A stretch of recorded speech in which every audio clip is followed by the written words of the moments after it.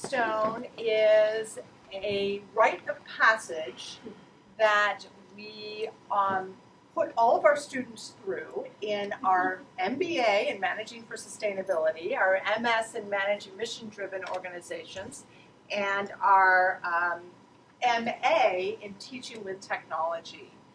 It is two things at once. It is both the culmination, thank you. Woo! Hey! Yeah! He's our tech guy. It is both the culmination of the academic study here in the master's program, and at the same time, it's very much a bridge for our students as they prepare to leave Marlborough and their graduate experience and return to the world as a newly minted master's student. So these projects serve both as a culmination but also a starting point for our students. Students put a lot of work into these. They are typically planned over one trimester and then implemented over the next. And we say 250 hours. I don't know, it probably is in fact a lot more than that. So you are going to be hearing their short presentations of their work, and for some of them this is the end point of a project, and for others this is a milestone in a project that has a life that will continue beyond this evening.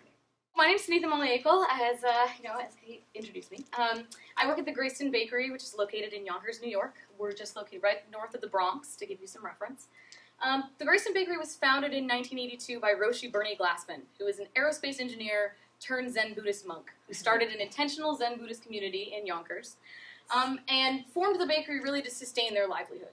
After some time, he started realizing Yonkers was a really impoverished community. There were a lot of issues, a lot of social ills, and so he began hiring the homeless off the streets of Yonkers to staff the bakery.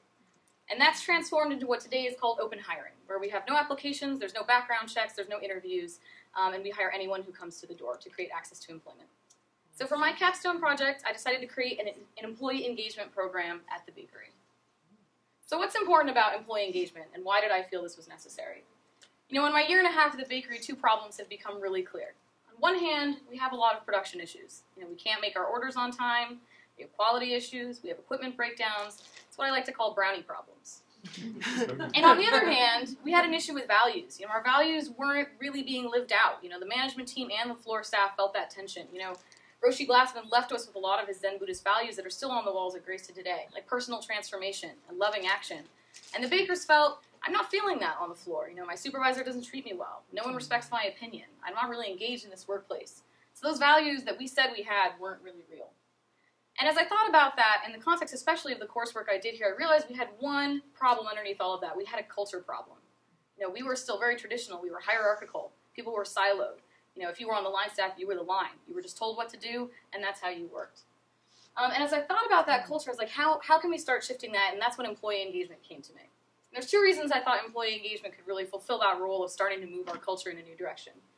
On one hand, Capstone Bakery, we're a benefit corporation. And what that means is our bylaws are actually written to where we're not just concerned with financial viability, but we're also concerned with creating social good and environmental good for our community. And in the benefit corporation community of businesses, employee engagement was a really hot and emerging trend. Companies across the country were finding ways to engage their employees in how they worked, were involving them in decision making. This was a trend that I thought we could really plug into to start shifting our culture. And secondly, I thought this would be a way to really bring those Zen Buddhist values to life. We talked about personal transformation, but people weren't seeing that on a day-to-day basis. So maybe by engaging our bakers and bringing them into how we work and how we design how we work, we would start to really bring that value to life. So now that I had this in mind, I laid out this 5-step process for myself for creating this employee engagement program. So it started with step 1, with planning the project, and that's really defining the goals and the objectives of what we wanted to do. Step 2 is creating a design process. How are we actually going to pull this program together? How are we going to figure out how we structure it? Step 3 would be going live, really starting to collect the data, ask the questions that needed to be asked to put that program together. Step 4 would be aggregating that data, gathering that feedback and really putting it together into something concrete. And then step 5 would be making it stick, finding a way to codify it, finding a way to make it real at the bakery. You'll notice I have step 6 here in red, implementing. So originally when I started this project, I thought I could launch a fully formed program. And that leads me into diving into what planning entailed. So as I got into planning, I had this idea in my head that I'm going to put together this incredible engagement program, I'm going to design this thing, sitting in my office, and I'm going to just foist it on the employees. It's going to be wonderful. And I realized I was making a really fatal mistake. I was doing exactly what I was setting out to change. I was practicing what we call at Marlboro the old story. I was top down. I was like, I'm just going to tell everybody what to do, and they're going to love it. And I realized I had to step back, and I had to participate in that new story, really engaging the folks who were going to be affected by this program in creating it. And so that's when I shifted to crafting a stakeholder-centric design process, which would really include the bakers from step one to put this program together. And this led me to really shift scope. So I realized implementing is far too big of a goal. I'm not going to be able to launch this thing in a trimester, but we can come up with a design in a trimester. So then we get into step two, creating a design process. The first step we really tackled was who do we include in this group? The bakery has 85 people. It's just kind of an unwieldy group to take through an engagement design process. So what we decided to do is we looked at our staff, and we have a union at the bakery, which includes just full-time, hourly staff. So we decided we would limit the employee engagement design process to those 40 bakers. And we decided we would meet with them by having small group meetings over the course of a month and a half to really solicit their feedback in a face-to-face format. In order to do that, we had to craft some questions. What were we going to ask the bakers in those meetings? And so what I decided to do was really focus those questions on positive momentum. And when I raised this idea initially with the management team, their first concern was, you're going to get nothing but negative feedback. You're going to start those meetings, all the bakers are going to say is, I want my supervisor to leave me alone, I want to get paid more, I want to work less. That's all you're going to hear. And so to mitigate that, I came up with a set of really positive framed questions. So the questions we asked were, what does a good day at the bakery look like for you? What would that look and feel like? What does a good day in your community of Yonkers look like for you? Because again, this isn't just about business goals, this is about affecting our community. So what does a good day in your community of Yonkers look like? And then third, if those are our goals, how would you like to participate in achieving them? So now that we had our questions, as I worked with Carrie through this, she thought, you should even involve the bakers even in making sure the questions are okay. So I formed an ad hoc advisory group, which consisted of two of our bakers, Dion Drew, who you saw on that first slide, and Sheree Bryant, you'll see in another picture later, who had started on the line as full-time staff and moved on to become lead operators. They moved on to become quality control technicians. So they were no longer in that group who was going to be in the process, but they had that experience, and they had that relation to that group. So they took a look at our questions and gave us a thumbs up. They said, this is great. These questions look wonderful. I think people will be excited. And they started building their own buzz on the floor as they talked to people about what we were doing. Then we thought about what is the format of the meeting is going to be. Originally I also had this grand plan of I'm just going to ask a bunch of questions and everyone's going to tell me their answers. It's going to be fabulous. And I realized not everybody likes that format of just let me talk at you and then talk back at me. It doesn't really create a comfortable space for people. So we decided to make those meetings more interactive. We put in a group phase where we would split people into teams. They had some paper to write down ideas by themselves and really talk with their peers and figure out what they wanted to say as a group. And then we added an educational portion. I realized I was throwing this term around employee engagement, but I didn't know if everybody would know what I was talking about. So I included a PowerPoint deck into those meetings where I showed some examples of what engagement looked like at other companies. And I used our partners that they were familiar with. I used Ben & Jerry's and Unilever. By the way, if any of you have had chocolate fudge brownie or half-baked, you've had a Grayston brownie. No. And so I used those partners, and I used Toyota, who was another manufacturing company, so the bakers could really relate to seeing employees in another manufacturing environment become engaged. And then finally, we really had to be intentional about access. So we had these 40 bakers, but I realized we had to set about 5 bakers who were Spanish speakers. And so we created a specific meeting just for them. One of my team members, Amy Davila, is a Spanish speaker. She agreed to come on and translate the materials. So we had a specific session for those folks. So now we have our process in place. We are ready to go live. Now, as we started these meetings, really my primary concern was building trust. The employees had seen a lot of programs come and go, and a lot of managers come and go. Trust is a hard thing to build in that environment. And so we really focused on utilizing that creative facilitation technique, utilizing that group time to allow people the space to feel comfortable expressing their own thoughts. And we just kept encouraging honesty. Be honest. Don't be scared to say that about your supervisor. Don't be scared to say that the equipment breaks down too much and it's not your fault. Don't be scared to say that your paychecks are wrong and you'd like to see that fixed. Let's talk about all of those things. And so we started building this really great environment of trust. And Tommy, who's on this slide, was one of my favorite examples of that. Tommy is incredibly quiet. And before those meetings started, I'd heard Tommy say probably 2 words to me ever. And as our employee meeting started, I see him just scribbling furiously away on his notes. And we opened up to group discussion, and Tommy had insight after insight. He's like, I want to say this, and we could do this better, and we could do this better, and we could do this better. And it was such an incredible experience of seeing someone become so engaged and so excited about that opportunity to get involved. About halfway through the process, we kind of hit a snag. We had some production issues at the bakery. We had to add some production days. So I had to push back a set of the meetings. And I really didn't want to lose that momentum with the 3 groups of folks who had already gone through the process. So I issued a follow-up letter that went out with their paychecks. It just said, hey, dear bakers, thank you so much for participating. If you have some more feedback, please let me know. We're going to be back up and running in another week. And left some room for them to write some notes. And I realized I didn't get any of those letters back. So I was like, okay, maybe no one has anything to say, or this is just not a process they're used to. And so as we concluded those employee meetings, it really led me to think about how I would go into gathering feedback. So when I got into gathering feedback, first I aggregated all of that data across the meetings, So I took those high-level themes, what you want at the bakery, what you want at Yonkers, and put it together into this document. But that included a question at the bottom, how do you want to get engaged? So we had talked about what structures the employees wanted to use to get engaged. And so the question on that questionnaire was, what are your top 2 choices? Let's rank those, let's put those together, and let's make those happen. I issued the letter, it went out with their paychecks, but I knew from that last round that this wasn't really going to work, that people didn't respond to just a letter attached to their paycheck. So I started spending extra time at the bakery, started hanging out on the night shift, hanging out on the day shift, and really just bothering the bakers constantly about, hey, did you see that document? Did you know what that meant? Do you have any questions about it? Can you just fill out the bottom and get it back to me? And then I started seeing more and more responses coming in. Another learning that was really exciting in that process was finding strategic leverage points. So one of our bakers, this guy Rich Hardy, is our union shop steward, and he'd been out on disability for some time, so he missed the first part of this process. But as soon as he came back, I made it a point to go and speak with him and just walk him through everything we've been doing. I knew he had a lot of respect on the floor, he had an important position on the floor, and so I wanted to bring him into the process to make sure I had his buy-in. And while he's skeptical, and still skeptical at first, because he has seen a lot of programs come and go, he started talking to the bakers about it as well. He started engaging with his teammates, and I started seeing even more responses coming back. So this leads us to our results. We have these 4 options that the employees came up with: to have regular employee meetings, to have employee representatives who can meet with management on a regular basis, to have a suggestion box where they could drop ideas, or to have a regular newsletter. And after conducting meetings with 40 bakers, and after having face-to-face meetings with 35 of them, we got 38% of the surveys back, and we're running with employee meetings and a newsletter. So this led us to step 5, just really making it stick. How do we make this real? Originally I thought we could craft an HR policy and put it in our employee handbook.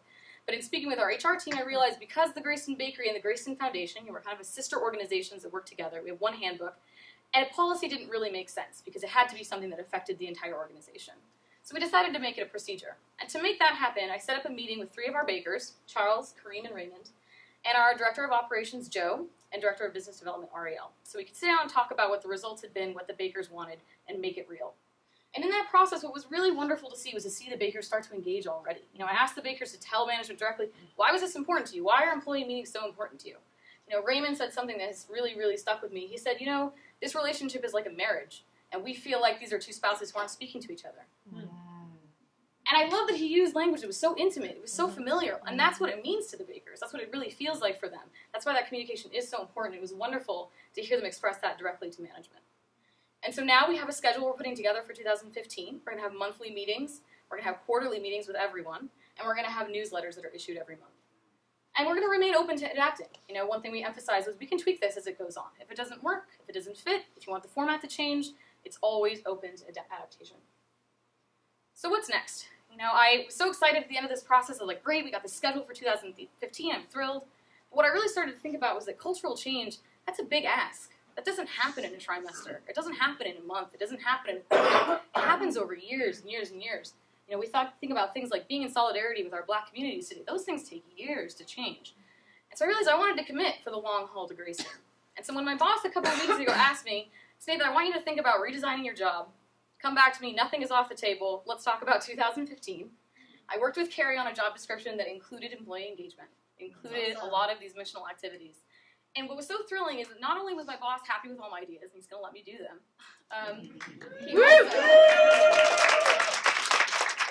he also is offering me a position to actually lead our entire training program at Grayston.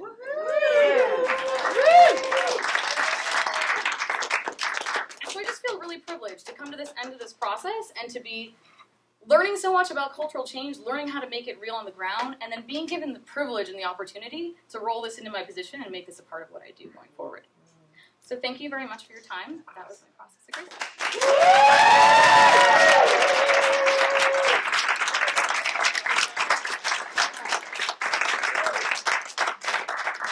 Any questions? Yeah. Yeah, sure. So initially, you talked about on board. What about management?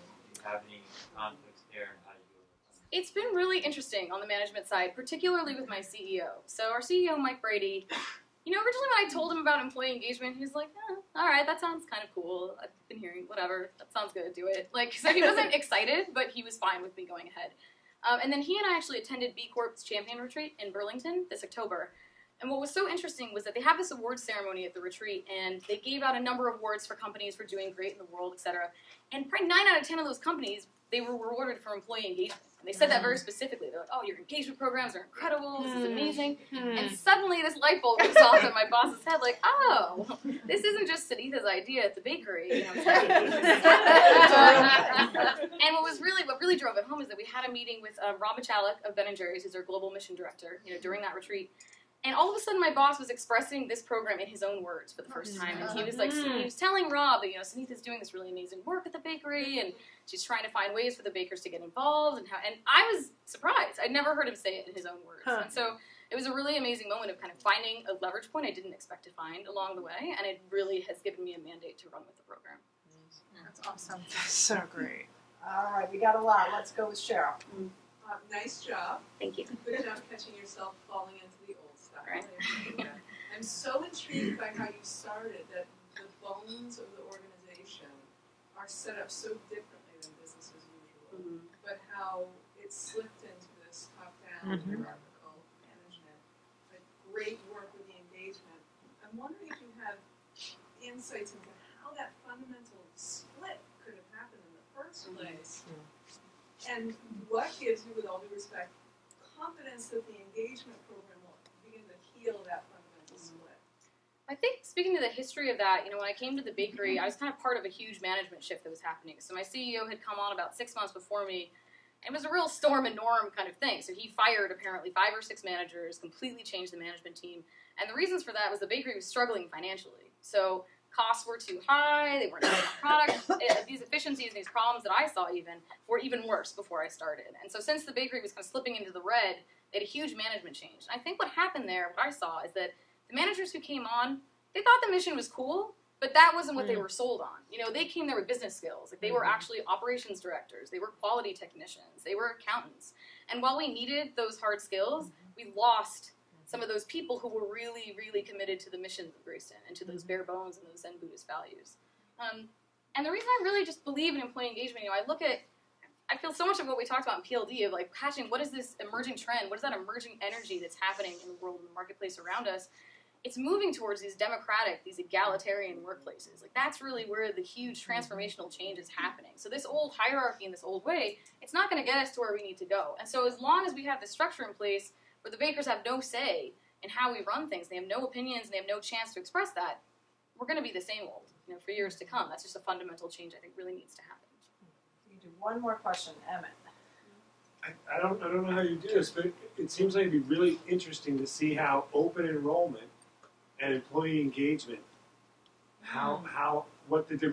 if you had regular employment procedures and employee engagement versus the way you do it. Will these folks be more engaged or less engaged? Something to think about. Is there a way to bring your employee engagement work to show how it works better or worse with your open employment? What's interesting is I actually feel like our bakers are far more engaged already with the mission of what we do than what I've seen in other companies. Because, this mission, that open hiring, is so real. The impacts for people are so real. When I talk to Dion, when I talk to Charles, when I talk to Miss Jackie at the bakery, when they talk about what the bakery has done for them and how it's changed their life, that is real and so meaningful for them. Charles is one example where he's been fired from the bakery 2 or 3 times. He keeps coming back. He's just I'm never leaving Greyston. He's like, this is my home, this is my family, this changed my life. And hiring him back. You keep hiring him back. You keep bringing him back. And it is a really open door. If you leave, the door is open for you to come back. And those folks are so, so deeply committed to the mission. And, I think Raymond's language to it being a marriage really spoke to that. They see it on such a deeper level even than the management sees it right now. And I think that's why they need to hear that voice. That needs to be part of our process. All right, thanks very much.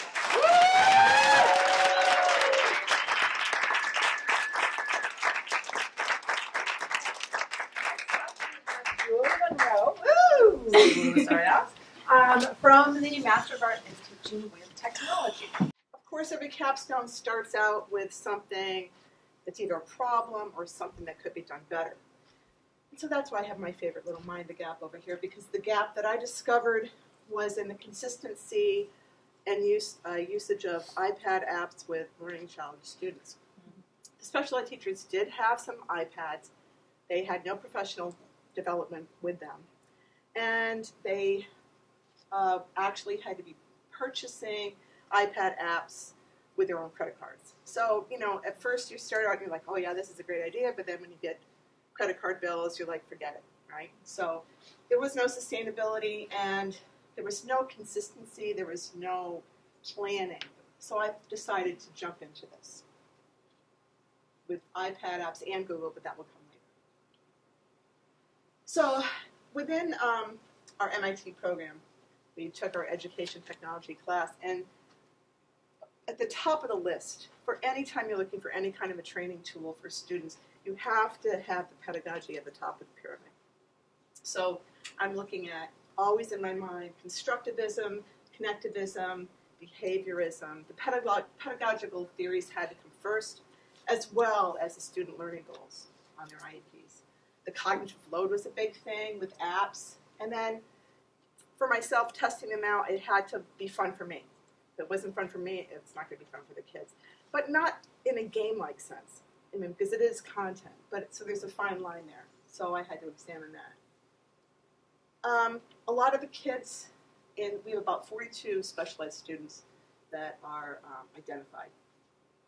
And some of the learning challenges are autism, post-traumatic stress disorder, ADHD, low cognition, and communication problems, and actually behavior that stems from their frustrations with their learning. Paper pencil activities, that kind of thing. If they can't do it, then they have behavior issues surrounding that. So I worked with some of the special ed teachers in June, and I told them what I wanted to do. And so they identified some content areas that they felt that these students really needed to work with, and that they were basically with reading, with alphabet identification, phonemics, sentence construction, and let's face it, if you can't read, what else can you do? So that was really important to identify. So in the beginning, this was kind of weird, but in the beginning, when I talked to the special ed teachers, I had all this enthusiasm, and they were really behind me, and they're like, yeah, this is a great idea. Unfortunately, it only ended up to be one special ed teacher, but that's okay. Start small, be successful, continue on. So I worked developing a plan for 4 specific IEP students, and as you can see, this is actually, I think it's on my implementation page. I have the learning goals. You can't read them, but they're up there. And then underneath each student's learning goals are the apps that will match up with what they need and how they learn. So that was a process. It was a lot of research, but it was very rewarding, and it worked too. So this past August, I took a ubiquitous technology strand at Landmark College, and I was, with their permission, I was able to use this, and this is the evaluation form that I used to evaluate each and every app, because it's great. You can go out and get a lot of free apps and just willy-nilly, but who is that really going to help? I had to stick with the pedagogy, I had to stick with the learning goals, and then the app itself. So I was looking at the accessibility of the app, the usability for the student, the effectiveness. Are they going to be able to use this? Is it going to work for them? And then the necessary features. Does it track? Does it assess? Does it give positive feedback? So this is what I had in my mind, along with the other things as I was researching for apps. So first I started with note-taking. I had a huge list of apps, and it narrowed quickly down because a lot of them didn't meet the specs that I was working with. So those are my notes, and then these are the apps that I boiled down to. They had to be free because, of course, teachers couldn't buy them with their credit cards. So for now, they have to be free. So here's my little research project into the apps for the students. And I redesigned my entire website, my school website. My principal was really happy because he wanted me to do it anyway. So I kind of got a twofer there. So the iPad apps they're free, obviously. They're all linked up, so all you have to do is click on one. It's great for parents, too. And then it will take you directly to iTunes so you can download it and look at it. But first you can read about it. So as you can see, there's a lot of reading programs. Bitsboard I would recommend to anybody. There's phonics.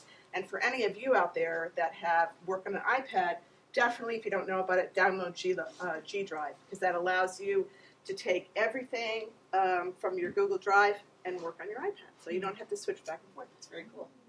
So anyway, so there's iPad apps, and now they have a place, and it's a place for me to expand. As I find more apps that are applicable, they will populate this page. And it's also very easy. Everybody knows the school website, so they can just go there and download them. It's kind of a sneaky way of kind of pushing them to do it a little bit more. Okay, so the special ed teacher that I worked with had the students that he had were the highest learning needs and the highest challenges. That's a little bit blurry, isn't it? But I did a survey after he downloaded the apps and worked with them just a tiny bit.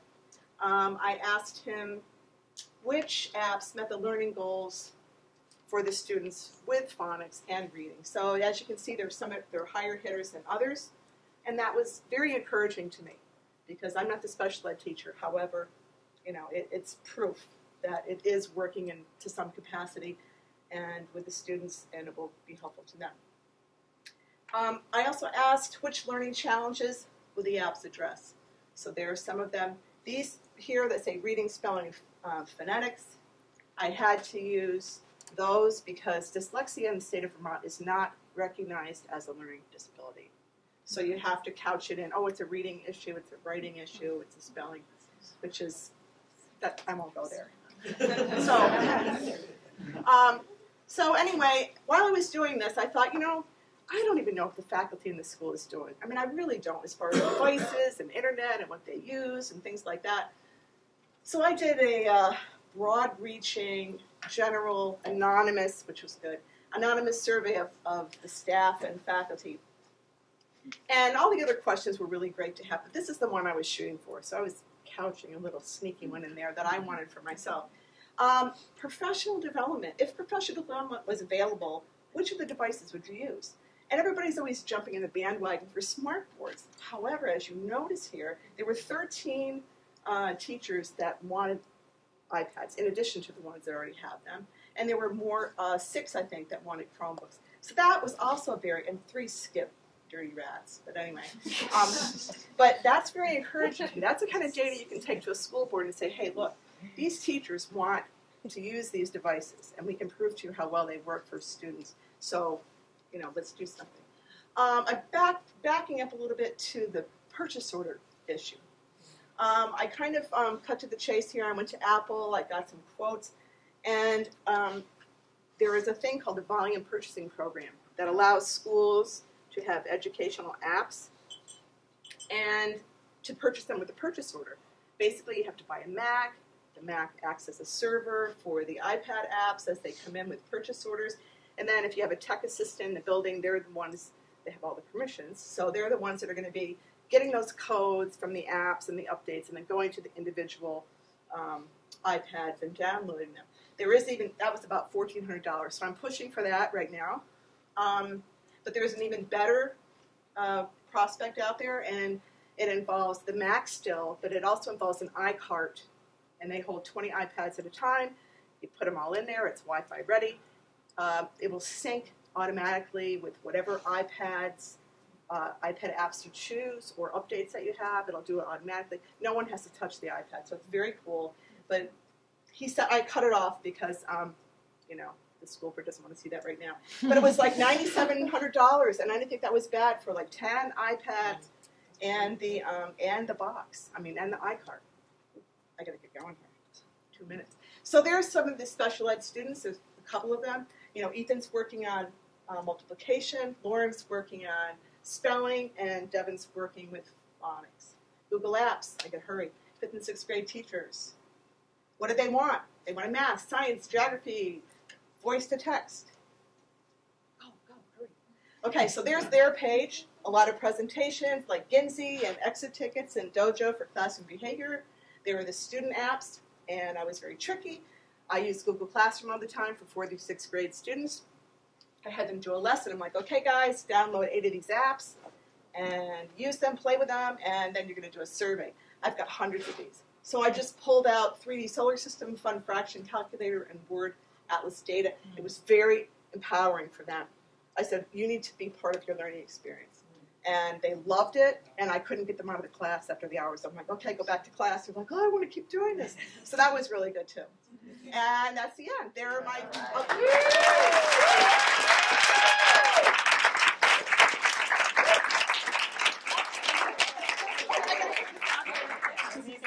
Oh, that's right, but I want to clear this off, right?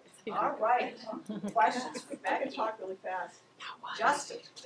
So I live in Williamstown, so I know where Pownell is, and it is for those who don't know, it is a small, incredibly rural community with horrible internet access. Well, here's the thing, though. So how does that work for you? Like, especially when they want. My main question is just like when it's also a fairly impoverished community. So when people the students are going home. There's internet. There's good access in town, but then you start like a block out, relative block out, and access drops drastically. So Absolutely. And we installed like 2 or 3 years ago. They did a huge fiber optics installation, and we've got that, which is really groovy. Yeah. But unfortunately, it's like having a main highway, and then you get like Fairpoint, I think it was, and then you get this little dirt road that zips off this way because it's cheaper. Yeah. Well, they've got to do something about that. But I don't hold the money bags, and I can just complain. How does that interact for your students, though? I mean, because I know, like, I also happen to work for a tech company, and we do a lot of work in Hancock, which is very similar. And the struggle is getting the students involved at school when they actually want to go home with the iPad, but it doesn't work at their home. Yes. So are you running into some of that? Or? There is one, and I can't remember where I found this in my research some time ago, but there are community blocks you can buy. I know Bennington, they do it for their businesses, and you can buy like such a radius, whatever, and people put in a couple pennies on the dollar for taxes, and then that whole area. But then they're still going to have people on the outer lying places. It's about the carrier, number one, and it's about spending the money for the infrastructure. I mean, you can do all this, and it can be really awesome, but if people don't believe in it enough to put the money in the infrastructure, you're going to have those issues. And kids should be able to do this at home, and they shouldn't be identified as like, oh, I've got a computer and you don't. That's, so then therefore, provide them for them, but that's a whole other political thing. But it's all about putting the money in the infrastructure. That's what I think. Anybody else? Okay. Oh, I think you got them off too light. I think. All right. Someone in the back. I just wanted to thank you for your work. I just feel it's really inspiring and to engage young minds and to allow them to fully evolve.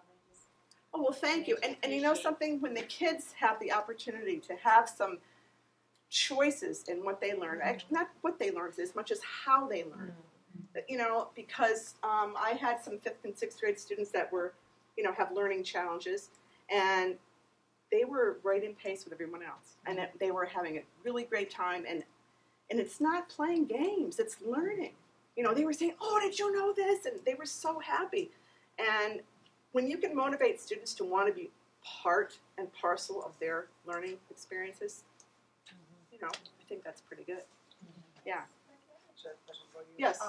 In doing this research, were there any gaps where you didn't find a good app? Or you said, boy, we need to develop the app. Yes, actually, there was one, it was called, I don't want to say it because somebody might be connected to it, but it's called Social Stories. And I know it was developed by some individuals that have students with autism, but it had errors in it, and it just was really clunky, and I didn't even want to go there. But I'll tell you, there are a lot of, I have a whole page of resources for apps that were had a fee connected to them. And I'm hoping beyond hope that when teachers have the purchase order ability, they'll be able to do that. And actually, I'm going to present this to the school board on the 17th because I want that money. So, and I'm not one to stop, and I'm not going to stop. This is the end of the Capstone, but this is not the end of my passion for this because, that's how kids learn nowadays. They really do. you know, and some of the veteran teachers are like, well, there's nothing wrong with paper and pencil. I'm like, no, there isn't. I'm not criticizing them. I'm just saying, you know, it's, you know, I'm not saying, but if they can find easier and better ways, and they can be an assessment tool. You know how teachers are always trying, like, oh, wow, how do I assess this? How do I assess that? Boom, there it is. And there is one app, it's called Super Duper Data Tracker. It's like $1.99, no, excuse me, $9.99. But you can take all of your iPad apps that you're using with your students, and you can track them and put them in here. And so, boom, if you're doing IEPs or you're doing learning goals or whatever you're doing for your kids, it's right there. You don't have to reach out and grab other things. Thank you. So thank you all for being here. This is a little bit of a problem. Can I get some help with this issue? Yeah, great. Actually, yeah, get this out of the. Excellent. Would you all agree it's out of the way? Yeah. Fantastic. So, thank you for also participating in my demonstration of the concept of collective impact, which I'm going to get into in a second. So, my capstone, Teaching Collective Awesome, Creating the Framework for Dynamic Learning Collaboratives. I took a deep dive into two areas. One was obviously this thing called a learning collaborative, and the other was collective impact, which is a fancy reframing of collaboration. So it's not really a new idea, collaboration, but collective impact itself is. And here's how you just demonstrated it. There are 5 conditions for collective impact that have been identified by the folks at the Stanford Social Innovation Review. The first one is that we have a shared problem. That was a shared problem. Second is there is a backbone organization that convenes the partners that have a role to play in solving the problem. I was the backbone organization convening people who had a role to play with mutually reinforcing activities and continuous communication about getting it done so we didn't trip over things and hurt ourselves. And then shared outcome measurement about whether or not we got it done. You all agreed it was out of the way. There we are, collective impact in a minute or less. Yeah. Woo! So, I am now, at the end of this, a collective impact expert. And that last word is actually a little hard for me to say. Even with all the support and research and deep diving that I did in this nearly 50-page research paper and structure that I did, it was still really challenging for me to get out there and say, yes, I know a thing. I have a thing to say, because that's a really new role for me. And this is a really new thing. My capstone advisor will attest to how much she had to pull her hair and mine to get me to come out and say it. So if it was that challenging for me with all of the massive support that I've had around this, imagine how it is for communities who have never done this before. Ever. Collaboration can feel an awful lot like that. Even with the best intentions, even with brilliant people who really care, if they have not done it before and they've not done this new framing of it before, it's going to be really hard. And we have a lot of barriers to get over. So collaboration does not come naturally because we're not rewarded for it.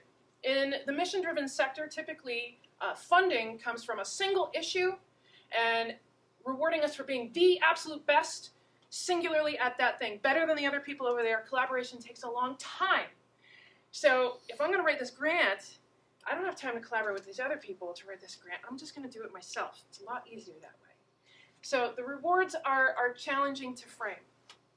We also are afraid of measuring how well we do a thing, because maybe that'll say we didn't do the right thing in the first place.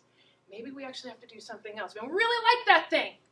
I love that thing that we do. I feel good about that thing that we do. Don't tell me I can't do that anymore. We've been doing that for 20 years. But maybe it isn't the right thing. And power dynamics in collaboration, that's absolutely real. When you bring people together, there's going to be folks who have more knowledge. There's going to be folks who might be the funders. And are the people who are being served even at the table? Or are we doing a thing at them rather than with them? And then the thing that's not even on here and that doesn't get named a lot at all is the quality of the relationships we have to have in order to do collaboration. We need to trust each other. We need to be really authentic. We need to have humility to admit, that thing maybe wasn't the right thing. Let's try something else. So that is what I frame as collective awesome. And that's just a fancy way of saying we need to be our best selves to do our best work. So the training for communities to do this really complicated collective impact thing, which typically is for a really complex social issue like childhood obesity, where there's going to be multiple partners from all different sectors, healthcare, schools, churches, parents, all have a role to play. We need to be collectively awesome together. And how do we do that? So I learned about how to be collectively awesome with these guys. This is Acting Out, about 7 years ago. They are an improv theater ensemble from Keene, New Hampshire. We did issue-oriented improvisational theater. And what I knew right away when I was working with them is that I needed to be what I wanted us to be. I needed to be the role model. I needed to show up as my whole self so that they knew it was safe to be their whole selves. I needed to give positive feedback so they knew how to give positive feedback. I needed to be very silly so that they knew it was okay to be really silly. And when we did the issue-oriented stuff, particularly around really unpopular things like eating your fruits and vegetables and physical activity, being the overachiever I am, I went out and lost 102 pounds. So be what you want to create. That's the lesson. And so I wanted to create a professional development modality for organizations and initiatives that were going to allow them to be what they wanted to create. And my inspiration for that was first Healthy Monadnock 2020, which is based out of Keene, New Hampshire at Cheshire Medical Center. And they are an initiative that is dedicated to creating the Monadnock region of southwestern New Hampshire as the healthiest community in the nation by the year 2020. Whoa, that's audacious, and it's going to take everybody. In order to get at that, they've tried an awful lot of different ways of training the community to learn what they need to do. One thing that they tried was this thing called a learning collaborative for some of their most dedicated partners. So I took a lot of what that learning collaborative was and put it into my model for it. The next one was Benchmarks for a Better Vermont. And they're a very different organization where they have trained a lot of practitioners to train other organizations how to integrate outcome measurement into what they do. And I was really thinking of those trainers and a space that they could come back to in a peer-to-peer model to teach each other what worked and what didn't when they were out there, so that when they go back out there, they have more information about what works and what doesn't in their teaching. So, what's a learning collaborative? Learning collaborative is a peer-to-peer, best or next practice adoption teaching model. It's convened by a backbone organization around a particular topic that's framed by a leadership team which includes the participants on the topic. So let's say they all want to learn about outcome measurement. So the team's going to come together, frame what that learning collaborative is, have intensive project management and organizational change management about adopting that best or next practice over about 6 months. So lots of intensive learning and teaching together. What it needs in it is collective awesome. So in addition to all of the actual practice adoption, they also need to be together who they want to be in that work. So my theory is that if we have learning collaboratives that are infused with collective awesome, collective impact is going to go a lot better. It's not that it won't happen. It's just going to be an awful lot better if collective impact has collective awesome in it. So this slide is a bad slide. I went over it with my Capstone advisor. And in our continuous learning, we decided that that slide was not a good slide to have at all. So I'm skipping over it for your benefit. Because what it did was it showed how deeply I went into making sure that a learning collaborative would line up with collective impact. Does it actually model it? Because what we want a learning collaborative to do is be a place to practice collective impact. And that's what I was looking to design with this. And based on the design of a learning collaborative in general, it was. But I also wanted to get at, well, what types of learning situations are really effective, and what do learners in professional development settings want to have? So I interviewed 9 facilitators and participants, including a learning collaborative designer from New Hampshire who's been doing an awful lot of them, on what are the best things to have in these learning situations. And so these are some of the things that they said.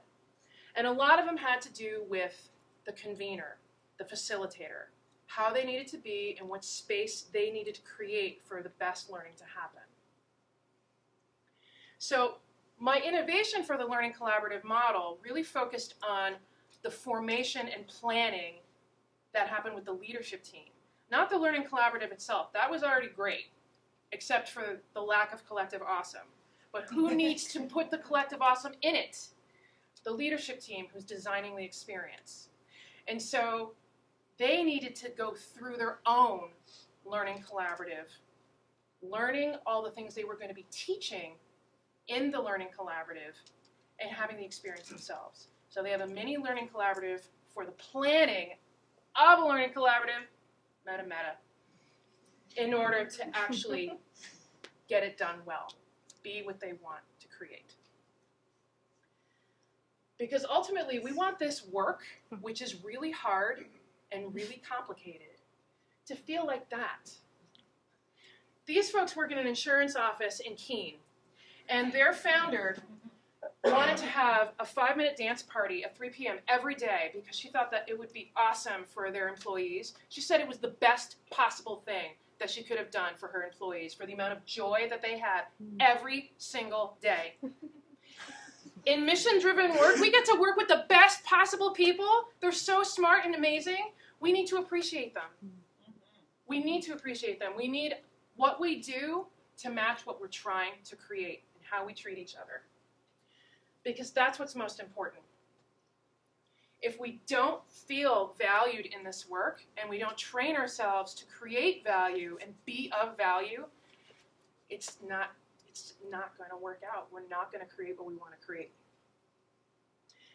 And I want to share a lot of what I'm learning, because this is all in an iterative process. My model has not gone out there yet. So as I have become this thought leader, I am sharing what I'm learning on online resources, and I've created a collection of articles that I think are really important in the field of collective impact, as well as personal leadership development. And I'm beginning to contribute more to the online forums where these conversations are happening. And after today, I'm going to start putting out there that, hey, by the way, I've created this thing.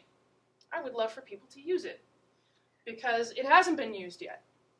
But there are plans to possibly use it locally. There are groups that are interested in looking at it that are doing collective impact work. We have a meeting on Thursday with my friend Sue to see if there's a place for it in this community with a group that is working on increasing the ability for systems to support health and education, to have youth be ready for life, work, and whatever they want to do by the year they're 21.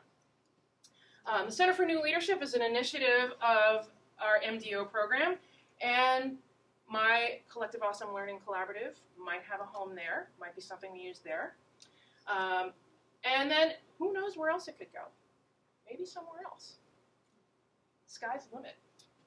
And I hope to have a website coming soon where I'm going to talk a lot more about these issues. Again, the thought leadership piece. And I'm really honored to have presented this to you today.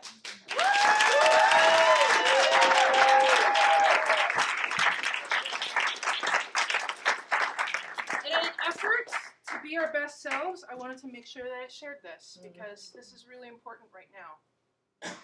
So. Yes.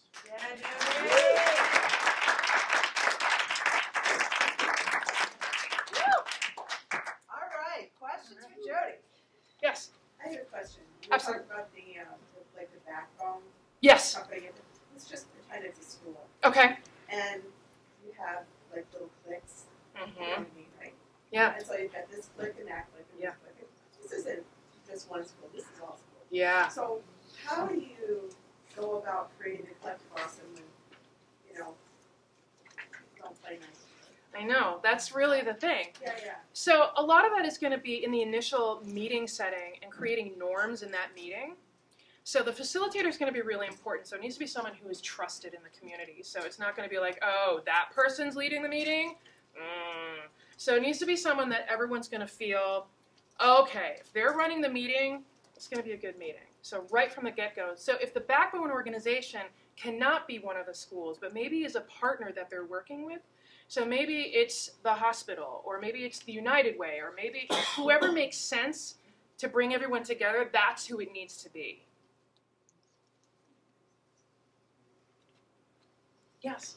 Not such a substantive question, but do you remember the exact moment that collective awesome hit you? I do, actually. It was in personal leadership development, first class, for our final presentation, where what we're doing is really doing a deep dive into our own leadership capacity and getting to the core of what we believe in as leaders and who we want to be as we show up. And it was this motion. That was collective awesome.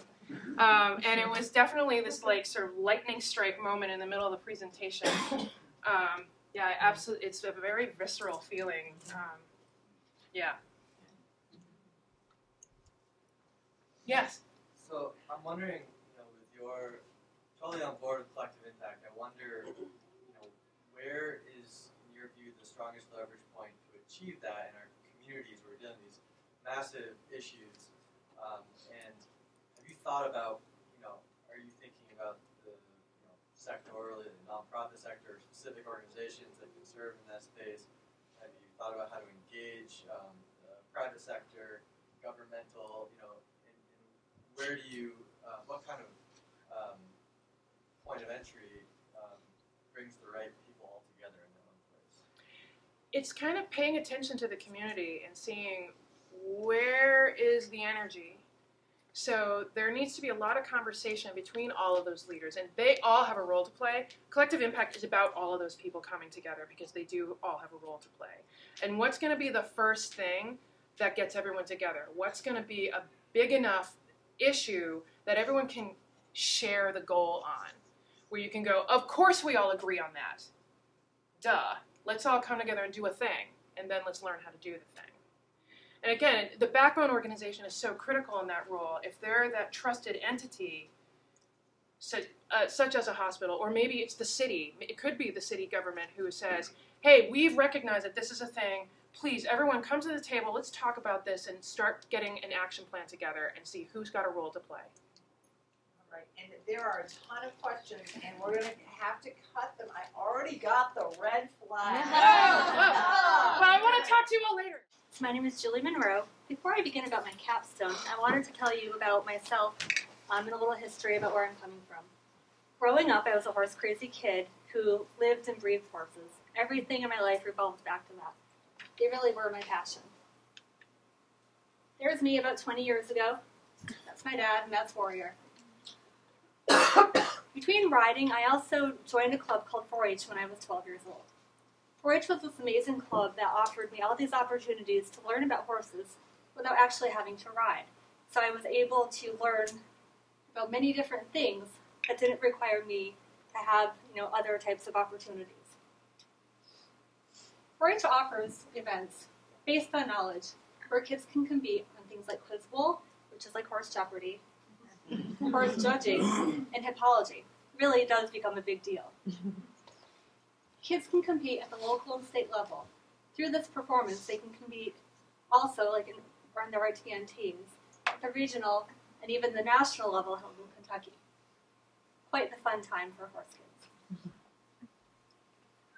Looking back, I really thought about how I learned as a kid. Growing up, internet wasn't really taking off yet. And kids needed books and magazines and pictures whatever they could do, even hands-on stuff, but not everyone had access to that kind of stuff. I would even make flashcards with my friends, and we'd kind of have like horse crash week time and talk about, and practice what we knew. Then I was in media design about a year ago, and my classmates started talking about our capstone. And we had to do, and I was like, a big project where we have a problem, and I really didn't know what to do. My day job is I'm a special ed teacher, and I'd been through a rough couple of years in that job. Burned out, beat down, really was putting it nicely. Didn't really know how much longer I would be doing that position, and the idea of creating a capstone for that just really wasn't something I even wanted to fathom. So I had a conversation with one of my instructors, and he said, do something you're passionate about. So I thought, okay, horses. But then I'm like, horses, technology, no, like, how? Like, I couldn't. But then I thought, and I was like, wait a minute, horses, technology, 4-H, like, what can I do?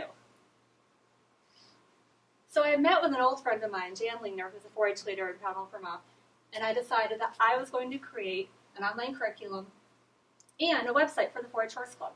They didn't really have anything like that already in place, and they needed a place where they could have resources so kids could learn more information for things like quiz bowl and judging and apology without having to invest in a big library that I was lucky enough to have parents who would offer for me. So what I did also, too, the website would draw in more people. Everyone now, if you want to find out information, you Google it. And they had no way of connecting that themselves to the internet.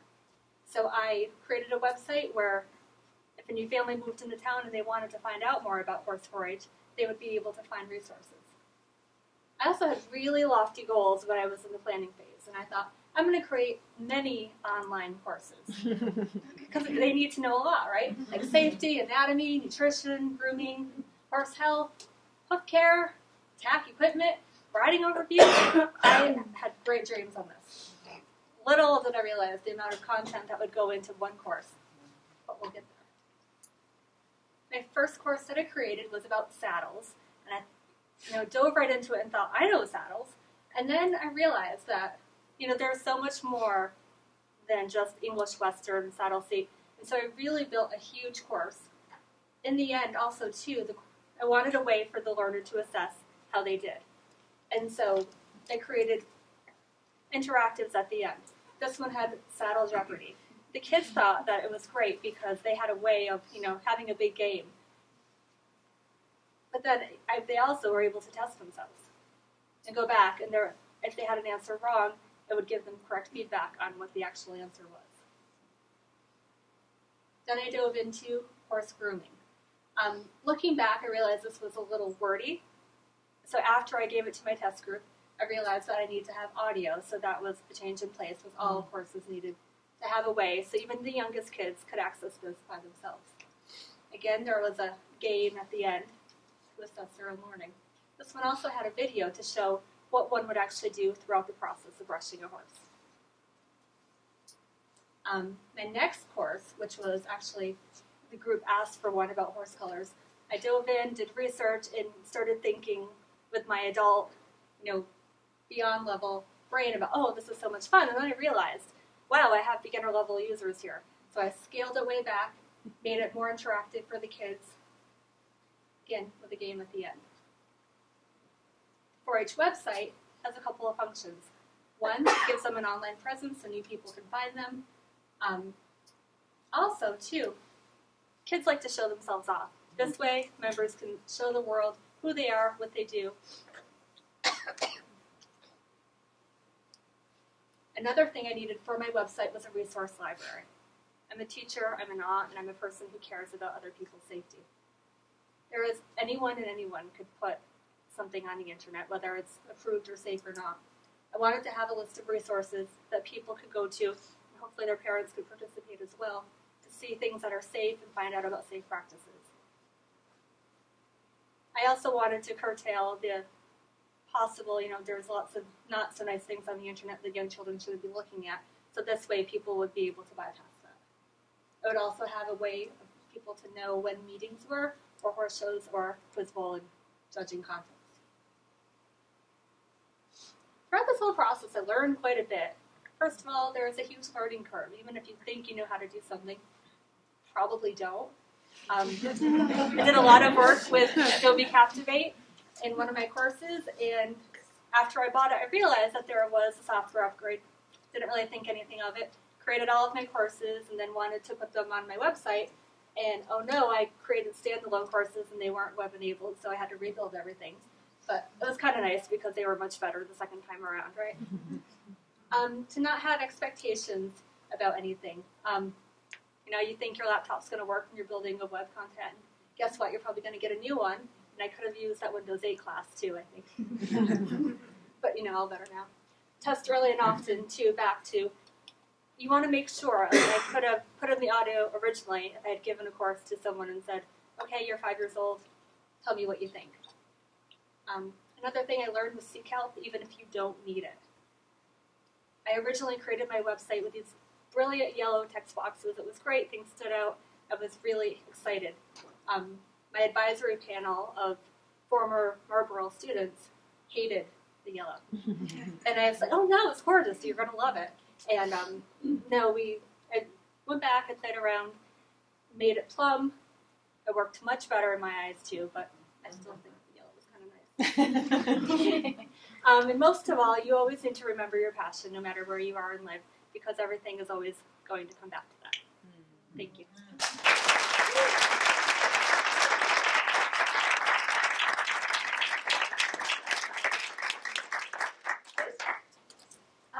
Thank you for sharing that. That was great. I'm wondering if this is going to inform if you're going to bring your passion in, or if this is going to inform any career moves or any, greater changes in your life. I'm hoping to someday. So I used to, after 4-H, I was a 4-H volunteer for a while, and then my job became, just really busy, and then I joined grad school. And this was a great way for me to get back into being a 4-H volunteer. So as of now, I'm doing it as a volunteer level, but hopefully someday. So Will? My question was relatively similar to Stacey's. Is this only available for your 4-H, or can I go to your website? So I'm changing around. When I built the web through the web builder, you had to give a username, and I gave J.U. Monroe. So my name is part of the website now, so I'm going to change it to be Green Mountain Gallopers, which is the name of the 4-H club, and yes, it's open and available to the public. That's a Pat. So the courses have been implemented? Yes. And I'm wondering what kind of responses you're getting from the kids. Are they enjoying it? Are they learning? They loved it. How are you assessing the value of it, etc.? So I met, actually their meeting was today, so I was unable to go to the December meeting, but I met with them in November, and they were very enthusiastic. Bless her heart, the 4-H leader has been in the club for many years, and she is a former teacher. She was, like the tech person when she was a teacher. But I walk into the meeting, and there's all these posters all over identifying just, body parts and bridles. And so the kids, there was a great response. So I gave them, when I was there, I gave them a survey just to give feedback on how I did. And, they were really polite kids and far too kind. So finally I'm like, well, I think I need audio. What do you think would help it easier? And they, were more willing to be like, oh, well, yes, it would be easier. But, no one really wanted to offer anything negative about it. So I was thinking back, I'm like, oh, yeah, kids, horses, computers, yes, it does make sense. But yes. We're okay, right? Yes. Yes. Just, in the entrepreneurial spirit, how many 4-H clubs are there in the country? And, if you found a really interesting, maybe even novel idea to help this local chapter, how much leverage is the word today, evidently? How much leverage is there to help other 4-H clubs? That's true. Just curious, how many 4-H clubs are there? I know 20 years ago there was about 25 in the state of Vermont. So I'm not sure how many have grown. And I think there was 2 in Bennington County now, and I'm not. There's quite a few over here in Windham County. So. Was there a question over there? Emma, did I? Oh yeah, I was just curious where it was, and that answered it. That it was one of 2 chapters in Bennington County, and there's many in the state. I have a question. I Learn slide is terrific, and it's a lot about learning about the process. But I would just throw it back at you. What did you learn about yourself in doing this Capstone? I think part of the process I really learned about myself. I learned. So the horse there, Warrior. So he's not a competition horse anymore, and I kind of got out of. I did the professional horse thing for a while, and that didn't really work out because it's not about the horses; it's about the people you're working for. And so I realized that you really need to do things for you and not for others. Thank you very much.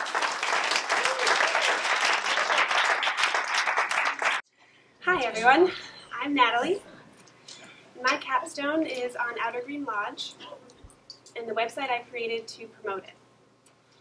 Outer Green Lodge is a business plan for the intentional community that I live in to support its growing needs.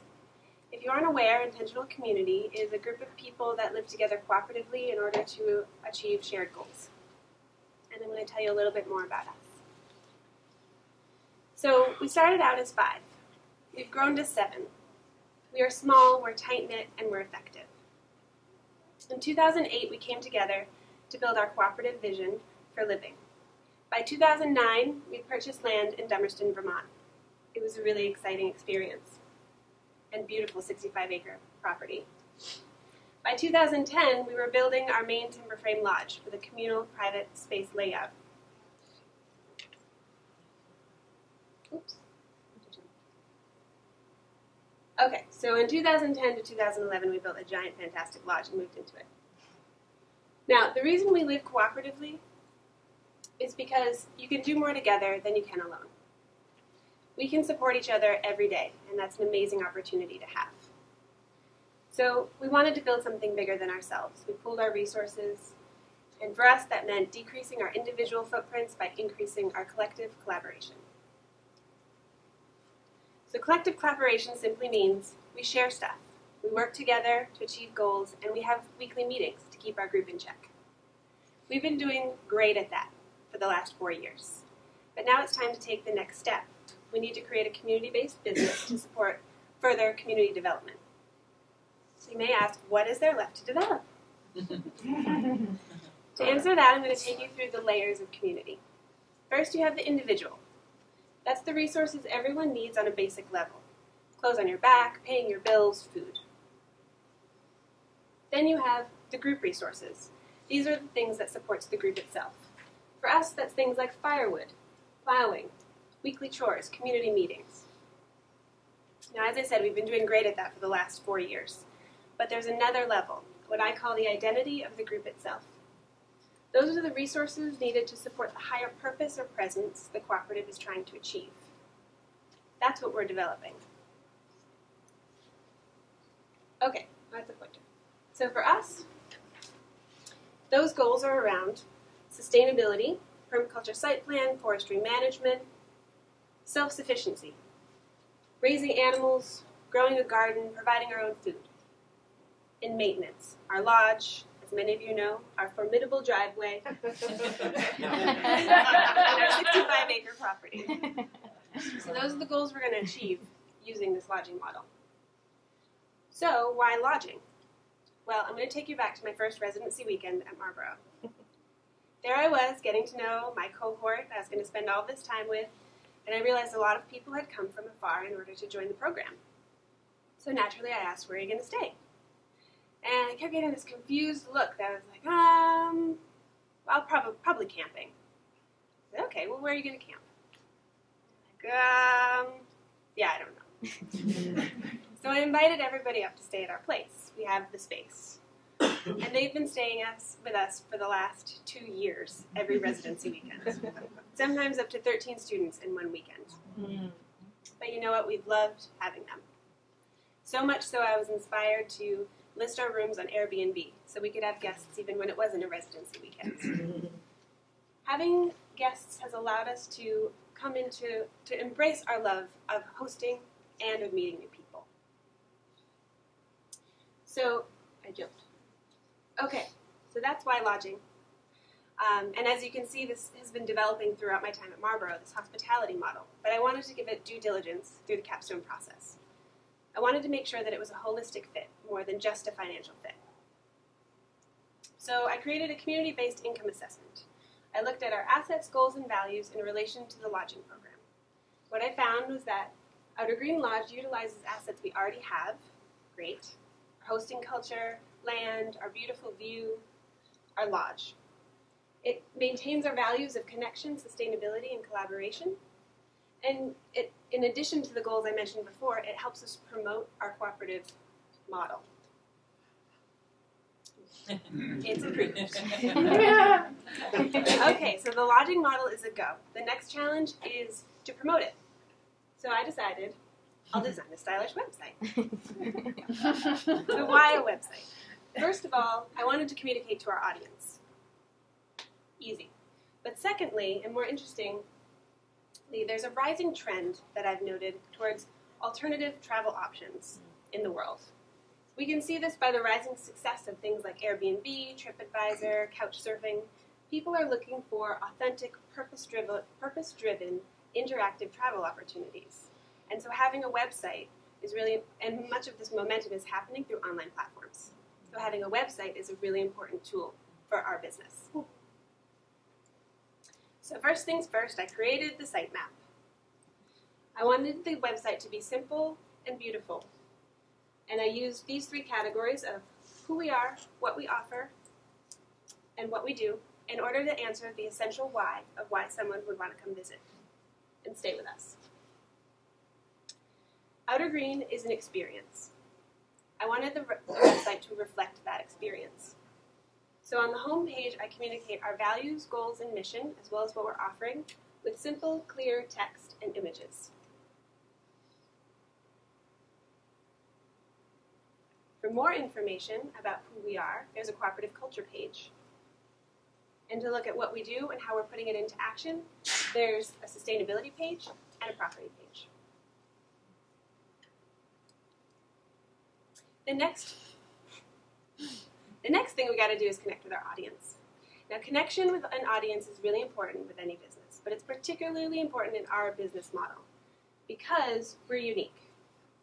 There's no other cooperatively owned and run lodging option like ours in Vermont, which on one hand is really exciting. We're offering something new, but it can also be a little mysterious. And what I'm really trying to say is there's still a lot of preconceived notions and misconceptions.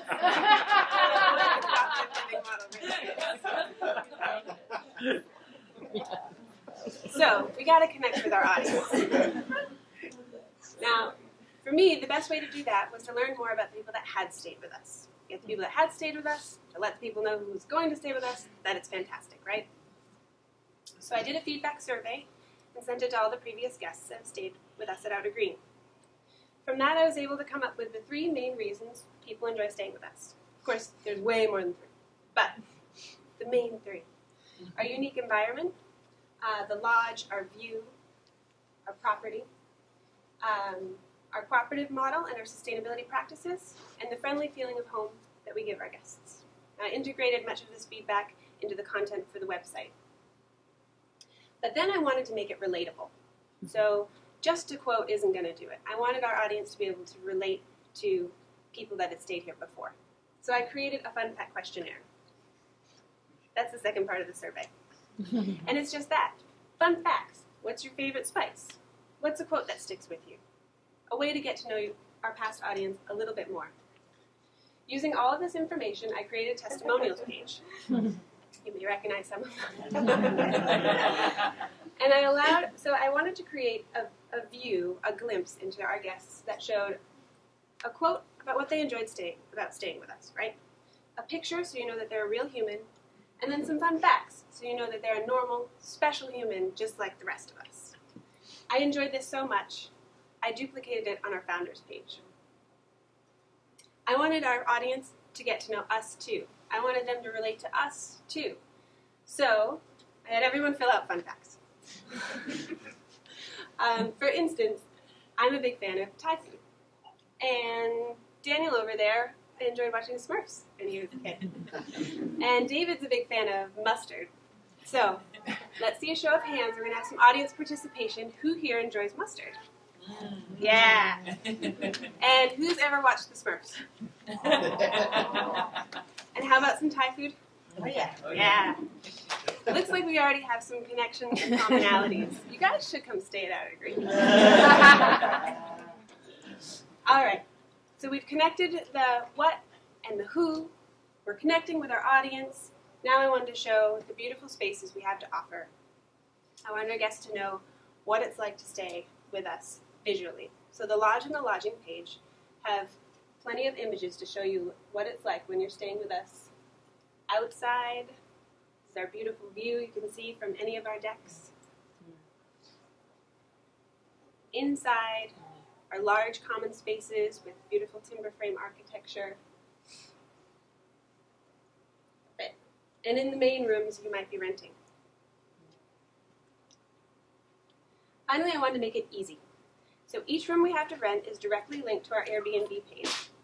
That way, we create greater accessibility for people that already have Airbnb accounts. You can go straight there, check out dates, book right away. If you don't have an Airbnb account, don't worry. There's a reservation inquiry form where you can write to me about dates you want to book or just more information in general. This way we can keep better track of who's booking with us from which different sites. Looking to the future. So this is the earliest phase of the Outer Green Lodge model. We intend to grow quickly by creating individual cabins for us to live in so that we can utilize the whole main lodge. Not just for lodging though. We also want to offer workshops and retreats as we grow, educational classes, and eventually create rental eco-cabins as well. Outer Green Lodge is working. We've already been able to use the revenue we've gained from people that have stayed with us so far in order to support some community development. It's a model that allows us to work together in order to host, communicate our mission, all while providing the financial resources we need in order to thrive as an organization. I hope to see you up on the hill someday. We love company.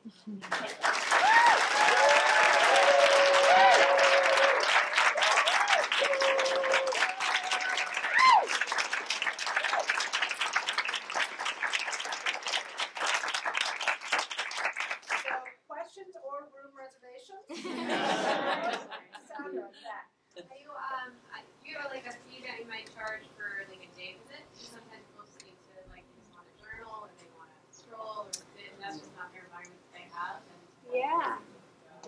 I haven't done that, but if not. That's an interesting. So far, anyone is welcome to visit at any time for a day trip. We don't have a fee attached, but that's an interesting offering for the future as we develop. Yeah,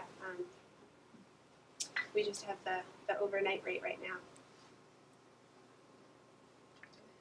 You can drive traffic there. You can do it anyway. Everybody can talk at once. Given that you live in community and you're about collaboration, is it part of the model at all to take any of these funds and give back to the greater suburban, urban, rural community you live in? Mm-hmm. Well, there's two ways that I can think of right off the top of my head. One would be we have the potential of growing educational classes and workshops and stuff like that, so that would create greater connection with our community by things that we would offer. And then we also have, so there's the standard rate, which is the Airbnb rate, which is $85 per night, and that's for people that are coming from out of town. But we also have a thing that we've been practicing where we have friends, family, acquaintances that want to stay and they can't afford that kind of rate, and so we have a much lower rate that is around $20 a night and sort of sliding scale based ultimately. That helps if people want to stay who don't necessarily have the funds. So those are two ways that we make it more accessible to the greater community. Karen and then Noah. On a very practical, pragmatic way, because another one of our MBO students has set it up an intentional community. I heard. That's because it's a growing trend. Let's talk with Sarah tomorrow. I don't see her here. She's here. Okay. Make sure you connect. Anyway, how are you handling things like property taxes, ownership ownership deeds, the names on the deeds, stuff like that? How does that handle? Well, that's a little complicated. It takes probably longer than we have, and I would have to follow up more in depth afterwards. But we do share the costs collaboratively. No. So I'm wondering, it seems like, you know, there's been a lot of iterations of this over the last, you know, year or two. And what insights do you have, and or, you know, what are some lessons learned about how you worked with your community to kind of arrive here? Where I'm assuming you have buy-in and you've gotten to this point where you have this concept, but you're in a very tiny community, as you mentioned. How did you pull that off in your community setting? You're wondering how we got to all agree that lodging was a good idea as a group? Yeah, what sort of, you know, methods or lessons did you learn along the way? Well, you know, we have a lot of dialogue during our community meetings each week.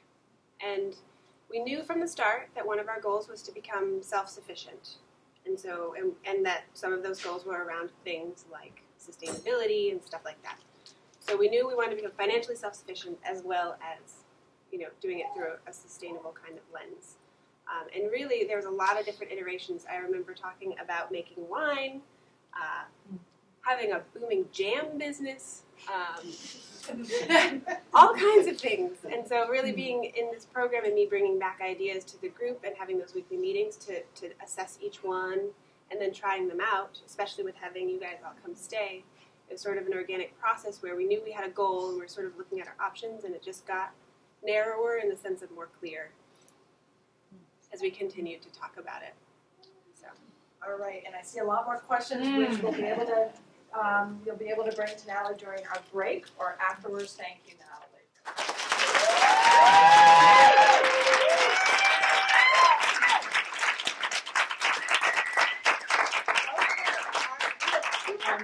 Before the break, and they're both from the MAT in Teaching with Technology.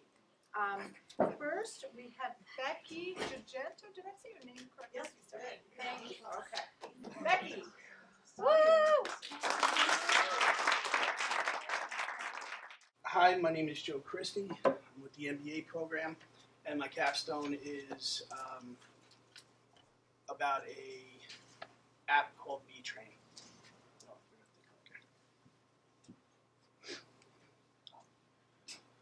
I first started the MBA program in 2008. It's been quite a few years.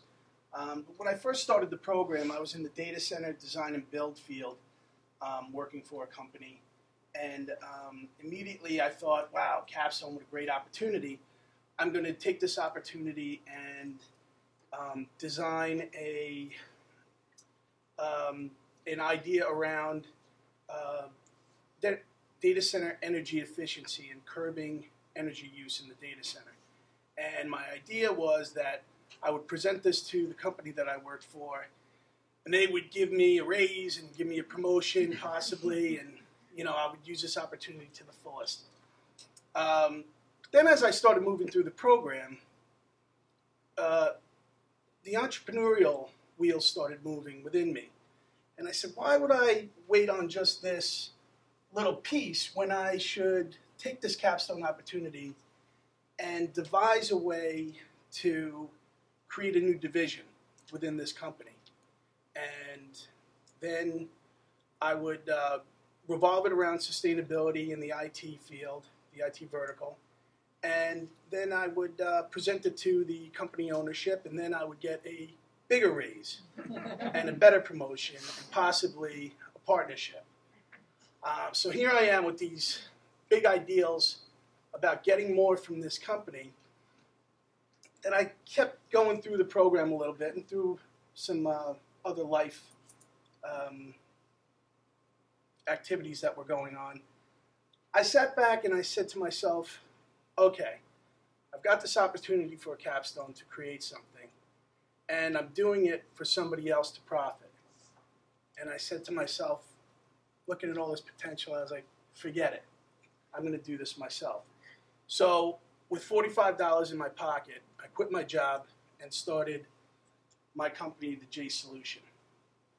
And that was, with all intent and purposes, was designed to be a sustainability-driven IT consultancy. So as I started getting more business and busier, unfortunately the sustainability aspect fell by the wayside.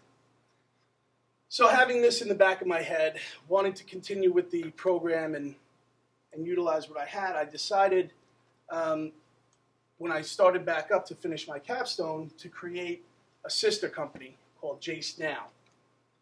And that would be the company that I intentionally tried to create. It would be a B Corp, it would be sustainably driven, we would have all sorts of initiatives. But as I started preparing to set up for that to be my capstone, I took a step back and I said, this doesn't seem authentic to me, for 3 reasons. One would be that I would be competing within my own head on 2 business ideas, one that I had working and one that I was trying to get working. The second thing, was that, well, anyway, I just had competition. It didn't seem authentic. Well, anyway, again. So what I did was I said, all right, I'm not going to do this. I had another idea percolating in my head, which was for an app called B-Train. And this app is based in the health and wellness field. All right, my story. In 2011, I found myself newly divorced, 37, and moving back into Manhattan. But what I realized during my marriage sentence was that I had gone through some changes. Namely, my body shape had changed from an upside-down pear to that of an apple. So what I did was, I consciously, after a couple of efforts of doing different things, I made an attempt to create a position for myself where I had accountability for getting myself back on track. And one was, I would write in a journal my daily activities, different things that I had done that day. And the next thing was I got a personal trainer. Now, to move on, there are over 169 million people with smartphones out in the marketplace today. Out of that, 47 million have apps that are based in the health and wellness field. Now, out of that, on a side note, there are over 260,000 personal trainers, fitness instructors, which I call guidance providers. Now, when you take these numbers and you combine them with the fact that we're a society based on that's technology driven in the form of smartphones, you come up with a health and wellness app. Now, health and wellness apps over the past 2 years have grown a staggering 66%, whereas the normal app growth rate has been 30%. So that's where, life starts to merge a little with technology. All right. So B-Train is a health and wellness app that is designed for members and guidance providers to use alike. Members provide data, which they can or cannot enter, depending on how much they want to provide. And with this data, the guidance providers and the members adjust different settings within the app, and it creates a open community type of active communication. Now, the purpose for this is when I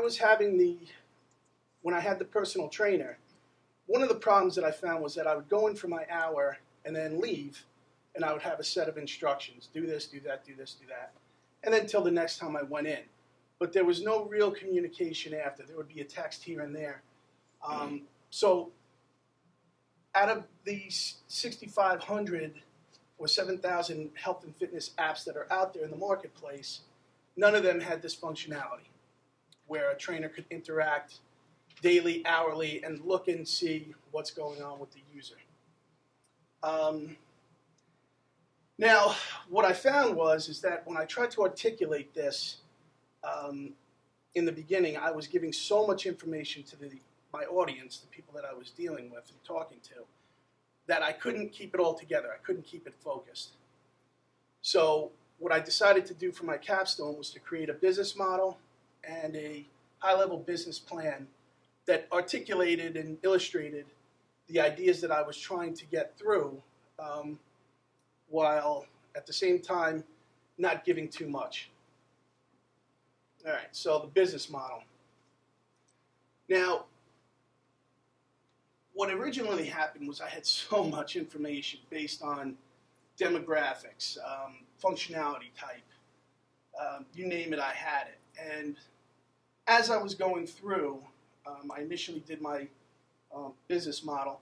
As I was going through paring it down, I was able to really trim it out to the point where I could say, without a shadow of a doubt, that this is a piece for conversation. It's designed to create that conversation rather than look for that funding through venture capitalists. So this is really just phase one, or the top skin layer of where I want to go with this, with the program, with the app rather.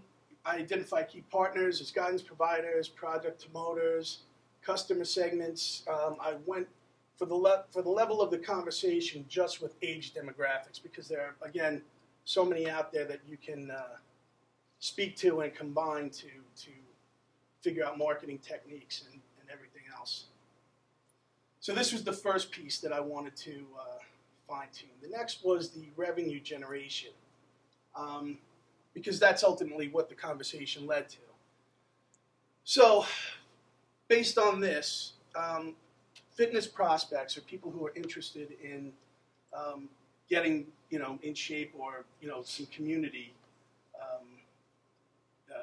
around them, they become members. As the membership numbers increase, guidance providers and product promoters take interest in the membership and the information that they provide.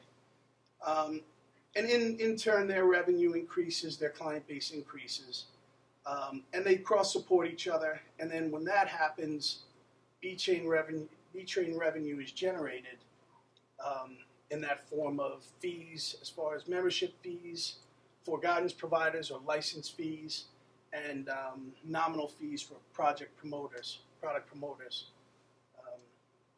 as they move on. Okay, now the best intentions and adaptability. What I realized here was that I had the idea in my head that I was going to create this novel of a business plan. If I had done everything that I had set out to do, I would have created a 45-page business plan. And it's just too cumbersome. And it raised too many questions, and it really didn't give too many answers as far as that went. So what I did was, with the help of Will, is that I scaled it back, and I focused on certain things, certain parameters. And what that did was that gave me a very succinct, focused business plan that I could give to somebody and say, hey, take a look at this, and give me your feedback. And it would create an active conversation piece rather than just a blank stare and, oh, thanks for coming. But it was very hard to me in the beginning to let go of my original idea of start to finish, because I wasn't realizing that the finish was actually the finish of one segment rather than the entire project. Moving forward, my plan for this is to take the business model and the finished business plan and start bringing it to marketing experts, branding experts, IT developers, hardware specialists, to try to create a team around this that wants to be vested in something, something a little bit new, rather than everything else that's out there. and then ultimately work that into a final business plan where investors are involved, and at that point we can move forward to getting the betas done and the finished app going. Now, one thing that I learned throughout this entire process since 2008 is that management with this B-Train, and as well as my company, J Solution, has to be balanced with family life. Everything has to have a balance. So the last lesson that I learned was to always maintain that balance and always recognize that balance. Because without that, you kind of lost in the shuffle and you lose yourself within your own head. And that's it.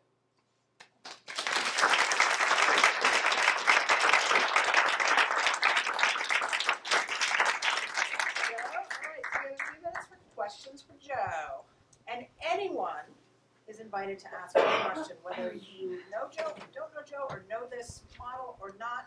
Any questions that come up for you?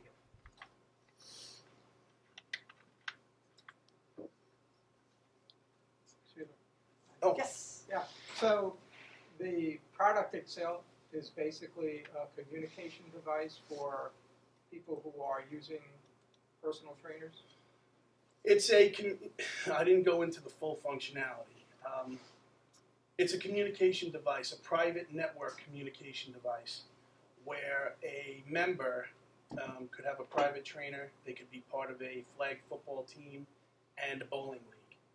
And what they do is they set up these different groups, and the messaging comes in at different rates and different colors, we'll say. So they can keep track of their groups individually without overlapping or having to use their SMS text on their phone. It keeps it all separate.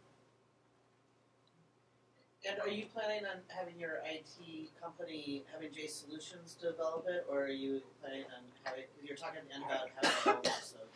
Right. The J Solution is a project management company in the IT vertical. We don't really have any expertise in app development. That's why, it's been a little bit to get the development piece going. When you've surveyed the landscape of other personal training apps, how do you see your product fitting in? Do you envision maybe eventually getting purchased or collaborating with other Well, users? that's part of the reason that I toned down the project. Was originally that's where I was thinking was, all right, how do I fit in the entire landscape? Can we sell the idea out of the gate? Well, the idea itself touches on pieces of other apps that are out there. I think I did 15 to 20 of the top ones, but the core functionality wasn't there in any of them. So that's kind of the niche. They do workout-specific type of apps, but nothing that deals with communication specific.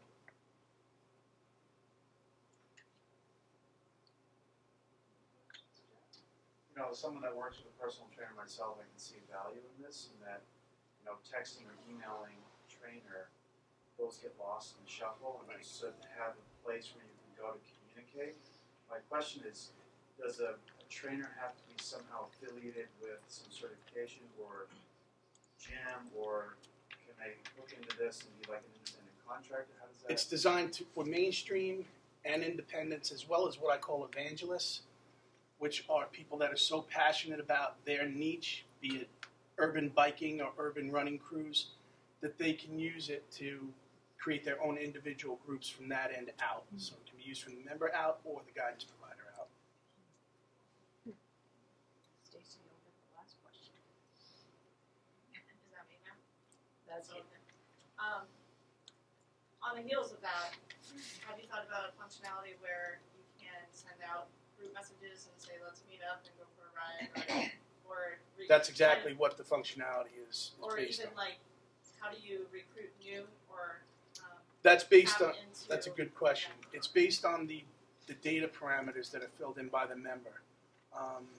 They can allow it to be viewed by other people that are interested in running, rowing.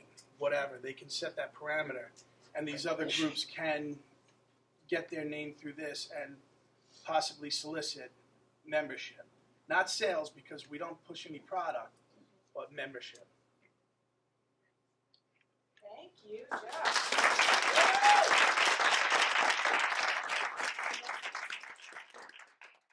One of the things I've discovered as I sort of get older, this was a capstone that was not short, but I didn't go back to 2008 with it. It's been a little bit less than that, but still. My name is Arthur Kilkellian, and I am an instructor at CCV, and I teach 1,000 level courses in computers for Microsoft applications and website development. And my courses are part of a tech requirement for all degree programs, which means they're well attended, but then I get a huge variety of learners coming into those courses, and some of them I call, they're very happy at mousing around in the computer and doing all kinds of things, and I call them my comfortable users. And then there are those who are not quite so comfortable, and they're the ones that I call my sort of inexperienced users, or tentative learners, if you like. And then there are those that are downright grumpy who come in. Those are the ones that want to use the pencil and paper.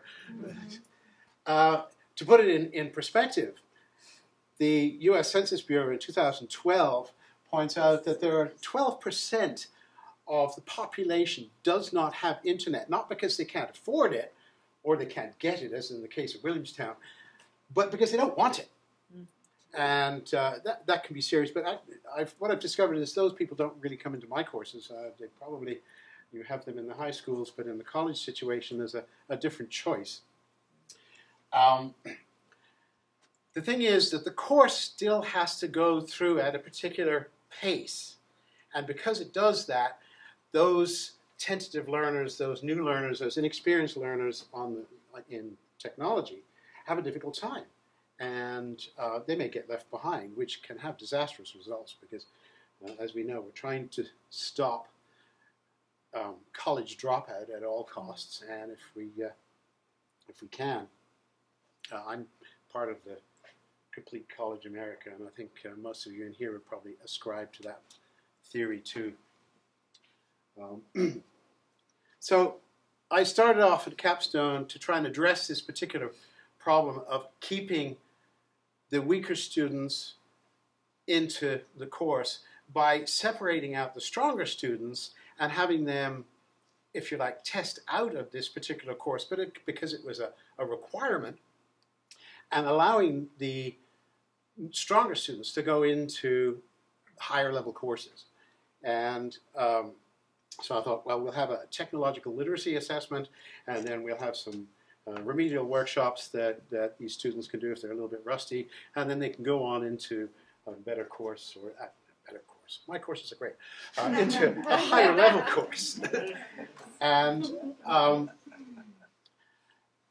faculty love this idea because all of us who teach these courses are tearing our hair out because of the trying to keep the new learners in, and while the ones who are quite ready to do programming already before they even come into the course, and who probably shouldn't be there, are sort of sitting back and losing interest.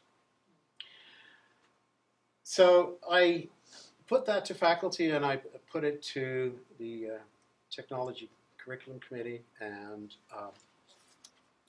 they were sort of interested, and so I started putting together this assessment, and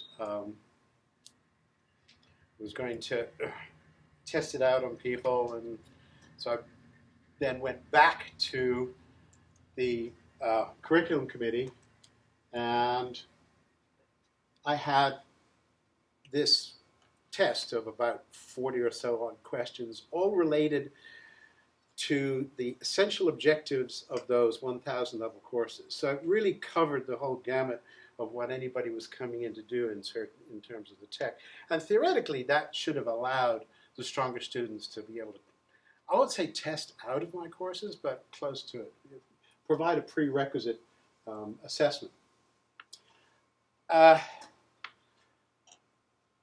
applications like this have to go through the review process. They've got to go to the committees. They've got to go to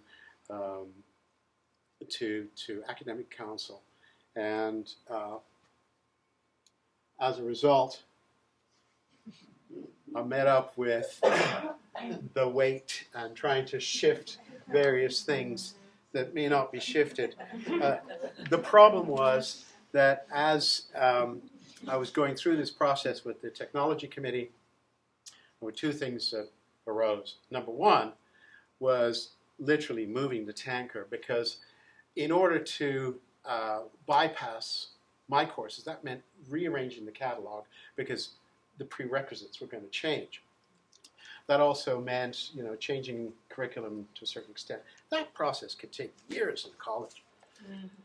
I hope it takes less than years in the high school. That hasn't been my experience. The other side of that, too, was just when I'm introducing this, the college went ahead and bought Microsoft Academy. I don't know if anyone's run across that, but it's quite a useful series of mini workshops and programs that you can use for Microsoft Office, for Windows, for Microsoft Server, for all kinds of stuff. And they had just bought the rights for that to be able to use it college-wide this last September. So it kind of negated where I was going with being able to test out this stuff. So I had to go back to the drawing board. That drawing board. So what to do? Instead of creating a workshop for the higher end, I decided to focus on the lower end, the weak learners, the ones who are coming in and having difficulty and struggling. But that has been my history. I started off teaching at an adult education school, and I was teaching high school dropouts who had not completed their high school leaving. So net result was, this is really where I'm actually quite comfortable. So I thought I'll do a workshop that focuses on that group of people, and I started to create one that was very, very basic, and I was going to offer that in conjunction with students who would come into my courses or into any of the 1,000 level courses and work it in parallel. That was great, but since CCV had already indicated that they weren't super interested, I wanted to offer this to the wider area. And so I thought, well, okay, I'll have to put it somewhere, but I'll create the course, I'll create the workshop that anybody can use. They can come back to it, they can leave it alone, it can be done in conjunction with a course, you can have it at your church center, you can have it sent to your home in a brown paper bag if you want to. Hey, go back.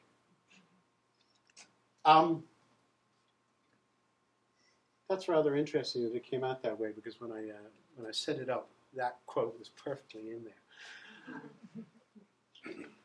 Dealing with insecure learners, they really do look at the computer as a magic box. Which button do I press in order to get that particular thing? And then don't change things on me.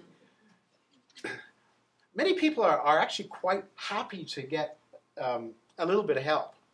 But then when somebody comes in and their benefactor turns around and helps them out, they're scared stiff that the benefactor is going to leave their computer with something different and they won't be able to get back where it was. My brother-in-law keeps his computer open on his Gmail account, and in fear of closing it, that somebody else will come and change it and he won't be able to get back there. He's an actuary. So I started making this online product. It's available online with videos and simulations. How many of you have been to YouTube to actually look and try and find out how to do something? Quite frankly, I've been there a lot, many of you. So I thought I'll take that kind of model. I'll use it in a package that can be put either into a learning management system in a college, or it should be able to stand alone. I wasn't quite sure about how it would stand alone at that point. But I set it up with these videos, and the package that I was using was Articulate Storyline, and there's another one put out by Adobe called Adobe Captivate that does the same sort of thing, which allows you to create a video, and then you can take that, you can dissect that video and put it into segments that a user can follow with hotspots. So all the mouse points come out in segments, and as you can see, here's one such example. Having looked at the video, then you can go through what the video did and click on those particular buttons. So it gives the new user time to look at this stuff and then go back over it again. They can go back over it as many times as they wish. They can look at this whichever way they like. I did have to set up parallels because there are some differences between Win 7 and Win 8. And so I fixed that up in the product itself and put in as many of these sort of identifiers as I could in terms of being able, okay, you follow this particular step, you follow that particular step. My feedback was pretty positive. Most of the feedback was on the size of the screen, and that was something that I had to rearrange. But where to put it, that was the big issue. So I ended up putting some of it in Moodle on the CCV system, and some of it I put right here on my own website where it can reside. And that was a different thing. That was the tech readiness thing that I was going to use to see how I could actually assess who was going to take this particular thing. It's more socially focused than anything else. So thank you very much for your time.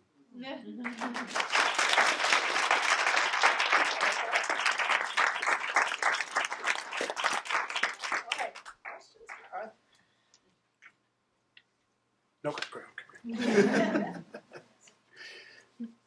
Well, I have one. Yes. So I'm dying to know, has it solved the problem? I don't think it's a problem that's ever really going to be solved. There are always going to be weak learners. There are always going to be the people who will resist. Well, no, not resist, no, because they really do want to learn, but haven't grasped the situation and need to be able to work at that level. I think it has. The people that I've introduced this to have realized a benefit. Some of them were very weak students. My guinea pigs were some of my students in college, and it worked out pretty well for them. They were able to keep going in the course that I had. Actually, I think probably introducing this in its testing phase prevented a couple of dropouts in one of my courses. That's awesome. Which is, yeah, it's kind of fun to think about. Yeah. What's the website? Your website? It's my website at kilkellyplan.com.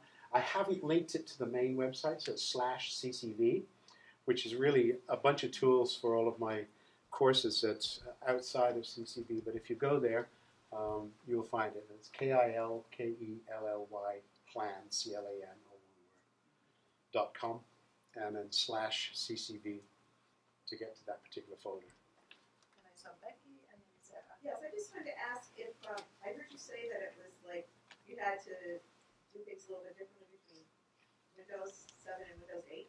Yes. And so why not market it and finish it? It's a file storage, retrieval, and organizational system. Have you thought about that? Helping them selling it to Windows and getting a bridge between the two and retiring.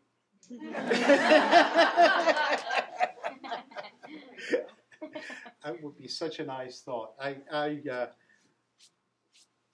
like the idea. I like the concept behind it. My original idea had been to go one step further and deal with Linux or Mac system as well, because those are now coming into general usage. Yeah. But I find personally that a lot of colleges will not, because my son's in college, my daughter and my son are both in college, but they will not get away from, from the Windows thing. I don't know if it's a security thing, but they won't do Google Apps and they won't do. Oh, for years I've advertised my courses as using a text processor or a spreadsheet rather than saying that it's going to use Word or Excel. And I do that intentionally. And in fact, out of the 40 instructors or so that teach these particular courses at CCV, I think I'm the only one that is prepared to offer an experience in all of the free software that's out there and all of the other alternatives that are there. Because I think it's a yeah, we're geared very much to Microsoft. But as I pointed out, CCV has embroiled. They've drunk the Kool-Aid because getting Microsoft Academy, and they've also signed up for SharePoint and the various other things too. So they're truly a Microsoft school. So we have a last question from Sarah. I was just going to ask about, do you find that, in the courses when people are taking, when you have slower learners or weaker learners, do you find that a lot of that is generational, or are there other demographics that are apparent to you about who's having difficulty adapting? For some of it is generational, because I have non-traditional learners. An awful lot of the people who come into my courses are, the average age of a student at CCV is 26, so that gives you some idea. It's not a traditional university in that manner. So yes, there is an age thing, but I also think that there is a certain level of culture. I mean, there are many places in Vermont, and my own area included. I live in Berlin, 5 minutes away from the Capitol Dome. We didn't get any kind of useful internet until about 4 years ago. And so there is that also to deal with, so the experience isn't there. So maybe this will all go away in 5, 10, 15 years. I don't know. But I don't think so. I think sort of goes back to the other question. It's there's always going to be somebody who needs the help. Do you think that classes component in your demographic of students? Classes Like kids, people who I'm richer than you class. Well, yeah. Okay. People who may not have had a computer in their house growing up, or are having definitely. That kind of gap in experiences. That does play a part. I'm absolutely convinced of that. I think it's more than whether somebody's been able to afford a computer or not. Going back to the help that they got when they were going through school is key. Yeah, absolutely. All right, thank you very much. Hey everyone, I'm Alex Fisher, and I'm part of the MBA program here at Marlborough College. And my capstone is an impact-based marketing plan for open bookkeeping. Open Bookkeeping is a small independent bookkeeping business based here in Brattleboro. It's entering its 3rd year of business. It is probably really important to mention that it's my business, and it is pretty much my baby. So when I came to Marlborough, I pretty much knew exactly why I was coming here, and I knew exactly what I was going to do for my capstone. I wanted my capstone project to be about me and to be about my business. I wanted it to be a plan for the next steps I would have leaving Marlborough. Originally, I thought that I was going to design the new services I'd be offering when I left Marlborough. I was going to have this new fancy MBA, I was going to have all these new skills, I was going to design all these new services. That's what my capstone would be. But I quickly realized that actually, A, I already knew what those services were. I've been thinking about them for 2 years. It wasn't a capstone project question. And B, I was already implementing some of those services because people were asking me to do various things for them. So I thought, okay, what's the big question that I have leaving here? And it was, do I need to rebrand my business? If I'm leaving Marlborough, if I'm going to be offering more than just day-to-day bookkeeping services, did I need a new name? Was Open Bookkeeping going to cover what I'd be doing as I move forward? Did I need a new logo? Did I need new messaging? How was I going to brand myself and market myself with the new skills I had leaving here? How was I going to take my business forward?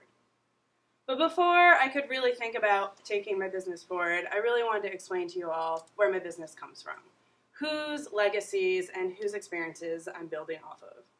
And no, I don't actually mean like bookkeepers and accountants that have come before me that are famous, because do you guys know any? I don't. What I mean is the social justice organizations, the social justice organizing, the legacies of resistance that I've been working with and that have raised me over the last 30 years. And so in order to understand Open Bookkeeping, in order to understand me, I want to share with you the inspirations that I've had. So we're going to have some quotes up here, and if you feel moved, I'd love you to read those quotes with me out loud and bring them into this space. So, we live in capitalism. Its power seems inescapable. So did the divine right of kings. Another world is not only possible, she is on her way. On a quiet day, I can hear her breathing. This is not a moment, but a movement. The movement lives. I'm going to bring this one in as well. I stand in solidarity with the Black communities organizing for racial justice. Black Lives Matter. And lastly, learn the system you want to dismantle and create something better.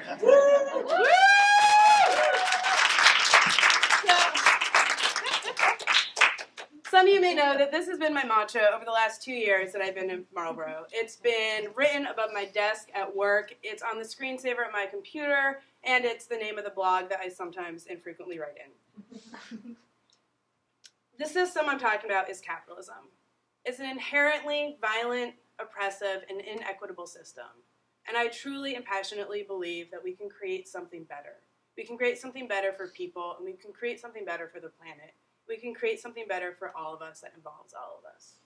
And I wanted to make sure that I brought this into my capstone, and I want to make sure this is embedded into my business because this is me.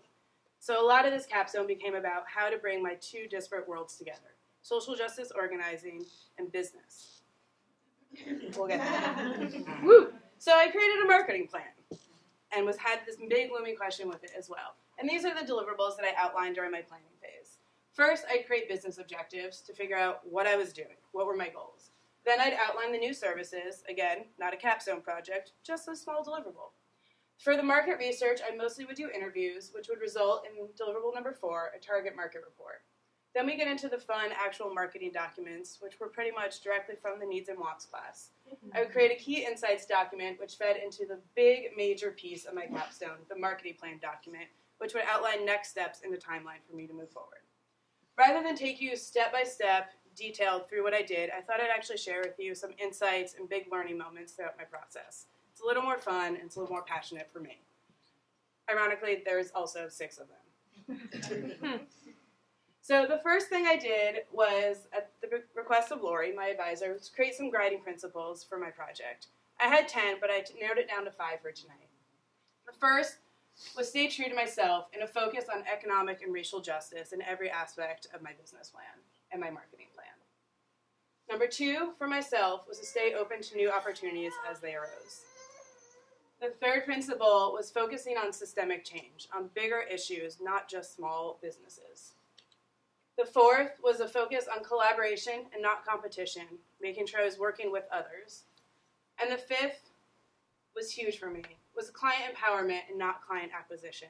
The focus of my business is empowering my clients and empowering people I work with around financial literacy and financial goals. So these guiding principles I've come back to time and time again throughout the process. They've acted as my compass when I got lost, when I wasn't sure what I was doing or even why I was doing it. This was an incredible document. The second really exciting thing happened when I first set out to start this, which was my first deliverable, my business objective.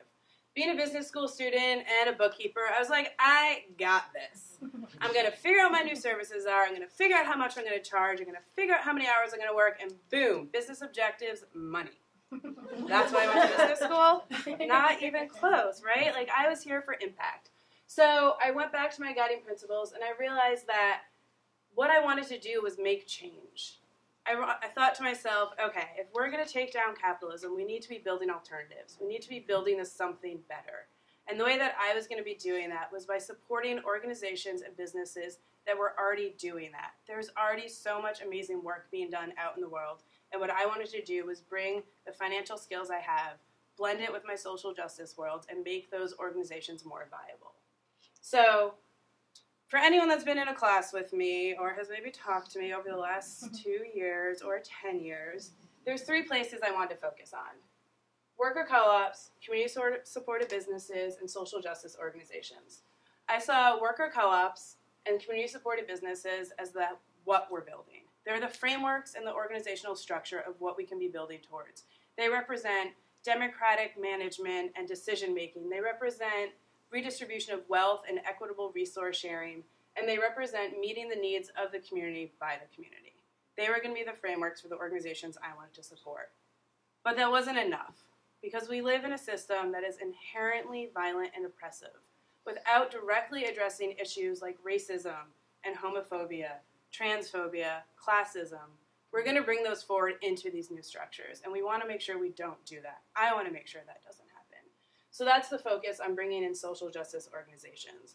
These type of business and these organizations are filling the frameworks that we've created with the how.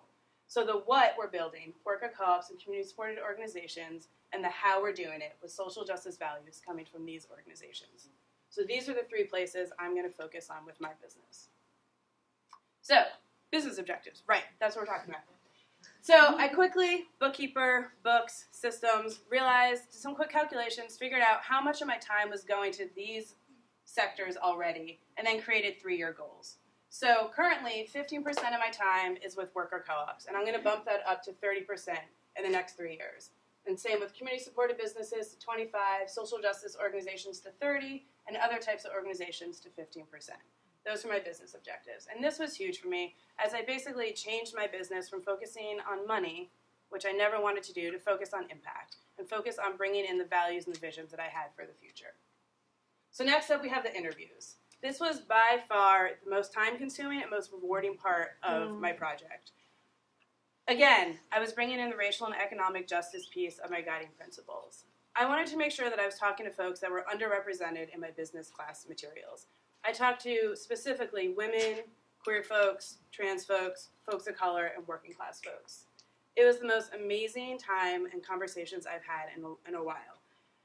And because they're so brilliant, I thought their words can speak for themselves. So here's a few more quotes.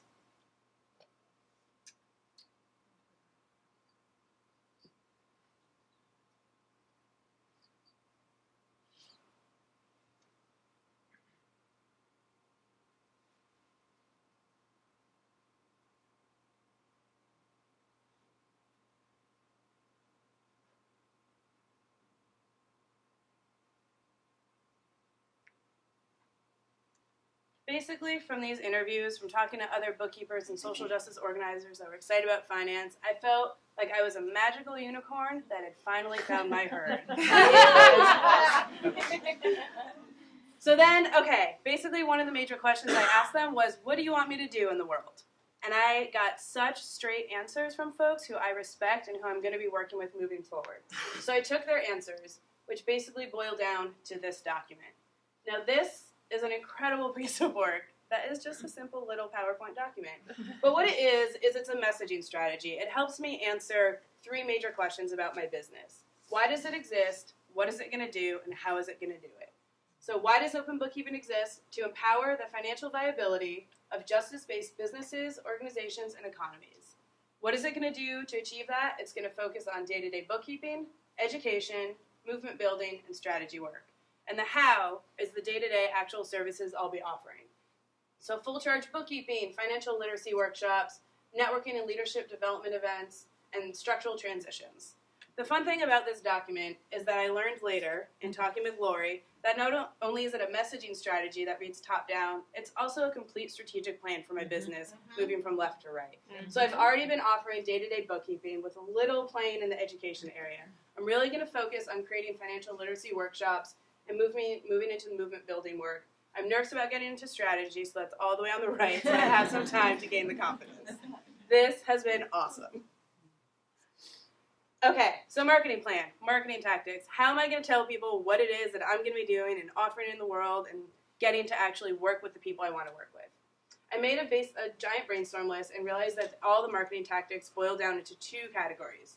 New services that I'd be offering that doubled as marketing tactics, as well as continuing what I had already been doing for the last 2 years. So a quick, closer look says that the new services are going to be financial literacy workshops and movement building events that focus on creating larger visibility for my herd, for other magical unicorns that are doing radical finance work, including the big highlight is radical finance conference that is already being planned for 2015. And then the continued methods. So basically a revamp of my website. That's a no-brainer. New branding, new messaging, new services. I'm really scared about this one, but I'm going to do it. I'm going to do more writing and research sharing. I'm going to connect my blog to my website, and I'm going to put up resources such as the target market takeaway document that I wrote for this, as well as some other pieces that blend together the social justice organizing and the finance skills. And lastly, being a predominantly word-of-mouth business, I'm going to increase my networking opportunities. I've already gotten listed as a technical assistance provider with the United States Federation of Worker Co-ops as one of the only finance folks in New England. And I'm going to be doing that with some other like-minded organizations in the target sectors. I'm really excited. I've got my list. But there's still the big question. Am I going to rebrand? And the answer is yes and no. So one of the things I realize is that nobody knows what a bookkeeper is. Nobody knows what I do, and nobody cares. They know that I do finance work with businesses and organizations. They don't know where that scope ends or begins. So the name could stick. I thought it was genius. I still think it's genius. But there was this other piece, the taglines, the branding, the messaging, and I realized I came back to that big question of what was it that I was doing. And this was where I really wanted to make sure that I brought my full self into my business, that I brought all pieces of me into one place where I could put all my energy, or I didn't have to think of my day job and my organizing work, but could do it all together. And so I came up with a really simple tagline. Open bookkeeping, finance plus social justice. One business, one brand, one me. All right.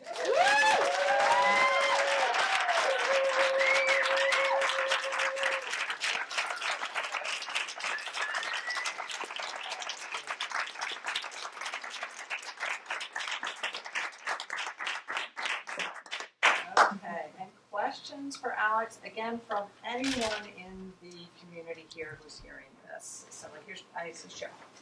That's her cue for Cheryl, don't ask another question. Cheryl, you're not going to ask me a question about marketing. Excellent work and very nice presentation. I'm wondering if you're thinking about branding, if you happen to think about yourself as brand, Alex Fisher as brand. Mm-hmm. I don't know the answer because I'm just thinking about it, but open bookkeeping, why change that? Because as you begin to do other things, your brand elevates as fulfilling things as they go to the right-hand side of the slide. Does that make sense? Mm-hmm. Yes. And no. Yes and no. Why am I not just naming it me? No. Your company is that. Yeah. But you as radical financial social justice guru will just continue to elevate. And Yeah. so you don't necessarily need to worry so much about the name of the business. Yeah. Potentially. I think a lot of it, and that is definitely a thing that came in, which is in a small town, working locally, like everyone that writes checks to me is like, what do I write this out to? You have a business name? Like, can I just write to Alex Fisher? And a lot of that is when I think about moving forward, if I ever think about growing the business, it's going to be a collective. And so I need to be able to create something that I'm smart and I'm doing fun things, but there are so many other people that are smart and doing amazing things that I'm eventually going to want to work with. And so how to create an entity that has room for other folks to come in while still maintaining, like, this is me and this is what I bring. If that hopefully answers. Sarah? I guess being slightly less familiar with Brattleboro specifically, do you feel like, because it was a pretty big change in the number of, like, your percentage of co-ops you're working with now, and you wanted to, like, double that, do you feel like there are enough co-ops in the area for you to connect to? Do you already have, like, that in mind, and is it just in this particular, like, local region? Like, what's my geographical scope? Yeah, I guess. Is it? Yeah, I think definitely I am going to be expanding the geographical scope as I move on with still a pretty local focus. There are a number of worker co-ops, and also a lot of what I want to be doing moving forward is structural transitions and supporting transitions of traditionally hierarchical businesses to worker co-ops. And specifically in Vermont, there's a lot of work being done with that because of the aging out of business owners, that transitions and retirements are a huge deal. ESOPs are really on the rise, which are employee share owner plans, which to me is not at all about employee engagement and employee empowerment and democratic management. It's just about financial democracy, which is great, and I like that, but let's raise the bar. So that's kind of where that geographical / kind of like 30% feasibility comes in. Awesome. Laura, would you share a little bit more too about what insights you gained through the interviewing process? Oh my goodness. Yeah, I interviewed over about a dozen folks, and one of the biggest insights I had was around the undervaluing of finance and finance work in organizations. So a lack of money going within an organization to administrative and financial positions for professional development for those folks. Often you'd see admin and finance jobs combined. And a lot of that, specifically in social justice organizations and nonprofits, is because they're not doing the work. So the importance of building a backbone and building a structure of our organization so that the organizations can grow in a healthy way without kind of collapsing when they get too top-heavy with the sort of visibility work that happens on the ground. And the other major insight was the importance that gender played in finance work. And so the sort of double-edged piece of that, which was when men were seen doing the work, it was financial planning, and it was, oh my gosh, let's listen to you, and what do you have to say?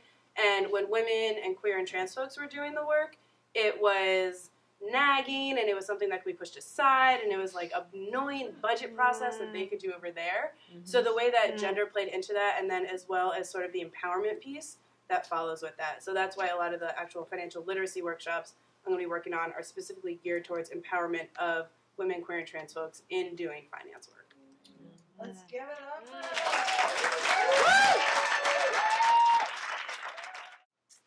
Hi, so my name is Stephanie Sherman, and my capstone is Maker Spaces and Constructivist Learning Opportunities at Lothrop Elementary, where I am the school librarian in Pittsburgh, Vermont. So before I tell you about my project, just a little bit about my personal background. This is me when I was young, and about how it relates to how I chose this project. So I was always really shy and timid. I didn't have a lot of social confidence. I was always hesitant to participate. I still am. And I didn't have a lot of confidence when it came to like doing things myself, like hands-on. And so I work with students today, and sometimes I wonder when I see them kind of think, oh, I can't do this. Maybe they feel the same way. I first approached Caleb with an idea for my capstone to do a technology portal for our district. And he was like, why don't you do something more relevant to your library that showcases your work with kids? And he showed me these Little Bits kits. And he's like, you can do these do-it-yourself hands-on activities. And I looked at these knowing my do-it-yourself confidence, and I was like, I don't think I can do that. And he's like, go to this conference, Dynamic Landscapes. It's a tech library conference for K-12 schools. So I went with my principal, and Joyce Valenza was speaking, who was my idol in library science, and so was Gary Stager. And I just downloaded his book, Invent to Learn, and he talked about how we need science, technology, engineering, and math in our schools, and how kids aren't solving enough problems, they're not doing hands-on learning. He was really inspiring. And my principal was excited about 3D printing and maker spaces, and she's like, let's bring this back to school. We can have exploratory workshops. They'd be once a week for an hour with the kids. And so that was my capstone. I would do makerspace activities for these workshops. I read Seth Godin's blog, and I was still kind of like feeling, can I do this? Can I go out of my comfort zone with this? And he wrote this post that says, if you have an idea, you may think that you want to evangelize it and sell it to the skeptics, but really ideas spread from person to person, not so much from you to them, and that helped me. I started on my journey, and I started at public libraries in Vermont. They were partnering with Vermont Makers to bring these free workshops on making all around the state. This is my son and I at eTextiles at the Fulton Library. I went to the toy hacking workshop at Bennington Library, and I started to realize that my confidence was building in this, and I got to see the kids being so engaged and their confidence like building when they did these projects. And then I went to E21, which was one of the best ed conferences I've been to, because we got to do hands-on things, and I got confident. This is a origami shrimp creature I created that lights up, and I soldered. I sewed. My mom's a seamstress, but I still couldn't sew, but now I'm sewing. And so I got this feeling of confidence. We talked at the conference about the lack of girls in science, particularly computer science. Only 18% of college graduates are women. This picture here is Sylvia. She does her own science show called Sylvia's Super Maker Show. She's only 11 years old, so if you want to learn anything in science or how to make things, watch her show. Nice. We visited this makerspace called The Generator in Burlington, and I got to see the connection. I started to see how libraries and makerspaces relate. And they're both community spaces that are dealing with the changing nature of information, and they offer shared access, or access to shared resources. So it's about the access and the sharing in the community. So what was the problem that my kids weren't learning? Well, I wanted them to understand they have to solve problems on their own, and that if they fail, that's okay. That's how they learn. And they weren't solving problems that were related to the real world.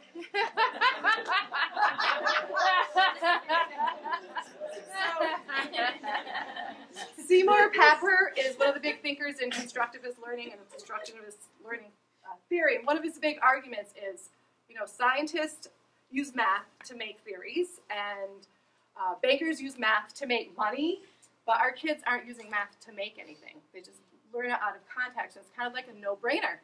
You give them these worksheets of these problems. And my kids, I wanted them to know and understand they're not realizing that their talents can be grown. They can improve their talents. It's not a fixed thing for them. They don't feel like they're good at something. They can get better at it. They can create instead of just consume. And they can program instead of just being programmed. And I feel like these are important in our changing world. If we want students to adapt to this quick changing world, these are the important things they need. And of course, engineering design is now in our new national science standards called Next Generation Science Standards. So even the standards that we test on are now saying we need engineering design. We need kids to understand they need to solve a problem, prototype it, test it, build it again. They learn from failure. It's okay. So space was my biggest obstacle. The library is really small. I didn't really have the space for a true maker space. So I did a maker cart. And these are kinds of the materials I gathered. I gathered books and maker kits and worksheets on electronics and the components I was going to need for my workshops. And then I taught invention and kind of making to the little kids. I read books about famous inventors, and we did do-it-yourself reading pointers. And then I asked second grade, what do you think you need to do to be a good inventor? These are what they said. And I thought, they're so smart. Then I built my website for this project, and this is for teacher resources. There's to teach coding, for 3D printing, the maker kits that I purchased, a bunch of lessons for STEM, and all kinds of places you can go to get do-it-yourself projects to do with kids.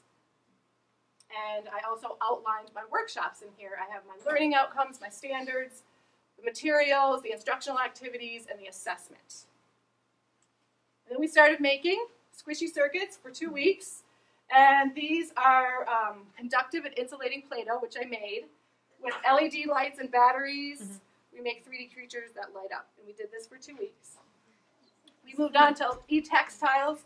We made sparkling wrist cuffs using a Lily Twinkle Arduino, LEDs, batteries, and conductive thread. So these are my kids making. I had 20 kids in the workshop. I had a lot of help and support, which was really great. And a lot of these people became kind of my stakeholders along with my principal and my students. What did I learn? I learned it's really about the culture, and that I need to continue this culture in the library. If you have the materials, the space, and the attitude, you can do it. This was a day I called Maker My Day, because I took out the materials in the library, and the kids, I just said, here you go, play. And they were so engaged, and it was like, wow, this is true. They're playing and they're learning. I learned that you can communicate with what you create. And this is a project I want to do next. This is from a Google group I joined. This is circuit stickers, which I have now. So I'm going to do this with the kids. We're going to light up words. And I learned this new term I've never thought of, creative confidence. And I'm like, that's what it's all been about. For me, creative confidence, and for the kids. And this is what I want them to have. I watched David Kelly, who's one of our big innovators from IDEO of all time. And he wrote a book, Creative Confidence, too. So going forward, I work with students and teachers. And my students, I just need to keep giving them these opportunities and give them design challenges so they can solve problems on their own. And I want to teach them coding. That's one of my big things. And for teachers, I learned the best way maybe to teach teachers is to have students teach teachers. Yeah. So this was kind of one of my big successes. Is one of the girls in my workshops came to me and was really excited. She found the Hour of Code website. So this is an international initiative. It's actually happening next week. Google and code.org to get kids learning that programming is about it. And to get girls in programming. That's a big part of it. So she was so excited. She showed me the website. Look what I found, Mrs. Sharon. And I was like, oh my gosh, that's great. You're teaching yourself coding. And so do you think you'd be interested in telling the teachers about it? Because we were going to be presenting it at our staff meeting. She's like, sure. I was like, okay, no problem. She came in a couple days later. She's like, Mrs. Sherman, I want to share my presentation with you that I made for the meeting. I'm like, wow, great. Then she made the document where all the teachers could sign up for Hour of Code and shared it with all the teachers. I was like, now they're going to open this document. They're going to fill this one out. A student shared it with them. So on last Tuesday, she presented at our meeting. She showed them the app that she made and the websites that they could use to teach kids coding. And then she sat down with the teachers afterwards. And so that was really exciting. And I thought, girls in coding.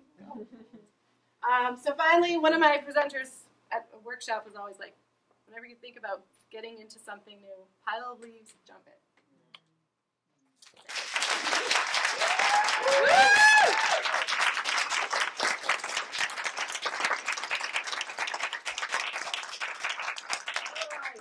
Raise your hand if you are inspired. Yep. That was awesome. All right, questions for Stephanie. I'm not going to start with you, Justin. I don't actually have a question. I just want to make a statement and let you know. I'm so excited to hear what you're doing. And when I was a 14-year-old girl, I helped start a program that was basically like this in my junior high. And it is the only class that I really remember. And my teacher engaged me in letting me help develop the class. It was a brand new class. And it's part of why I'm actually even alive today. I'm not joking. Like, it's that serious to me, is that because I learned that I could do something and I could make an impact. And I went on to be a website developer, and because of this class and doing exactly what you're doing, I just want to just commend you of that. It makes a huge impact on people's lives, especially on young girls. So thank you so much for what you're doing. Thanks. Yeah, that's great. I mean, and even if I don't know, like right now, I really am not a coder. But there is some free workshops that I want to do. Code.org is offering free workshops. But even just giving them the opportunities that they don't know are out there is kind of my thing, too. Like, even though I can't do all this stuff, and I'm not an electronic physical science engineer, if I can just expose them to these opportunities. Okay, Cheryl? I have an 11 and an 8-year-old, and I'm continuously challenged by what seems almost like a default to the screen in educational settings, and as I'm listening to apps and online lessons and stuff, you're bringing a different form of technology into the learning space, which I love. But since you're embroiled in that, do you have any thoughts about my conundrum, our conundrum, screen teaching versus hands-on? It's hard to get kids off screens, to get their hands in. Well, even coding is a part of screen, but talking about creating instead of consuming the media, or being able to know that you can decide what you're going to be learning.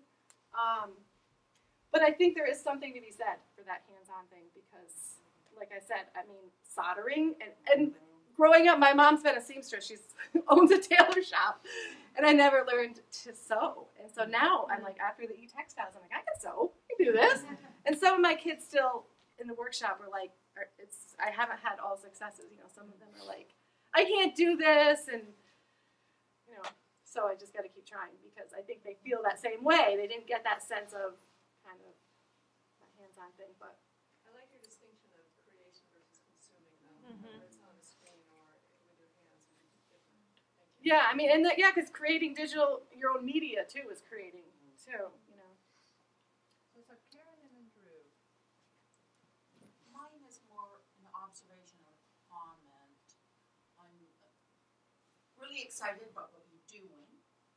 I'm still dismayed that we have this issue with girls and STEM.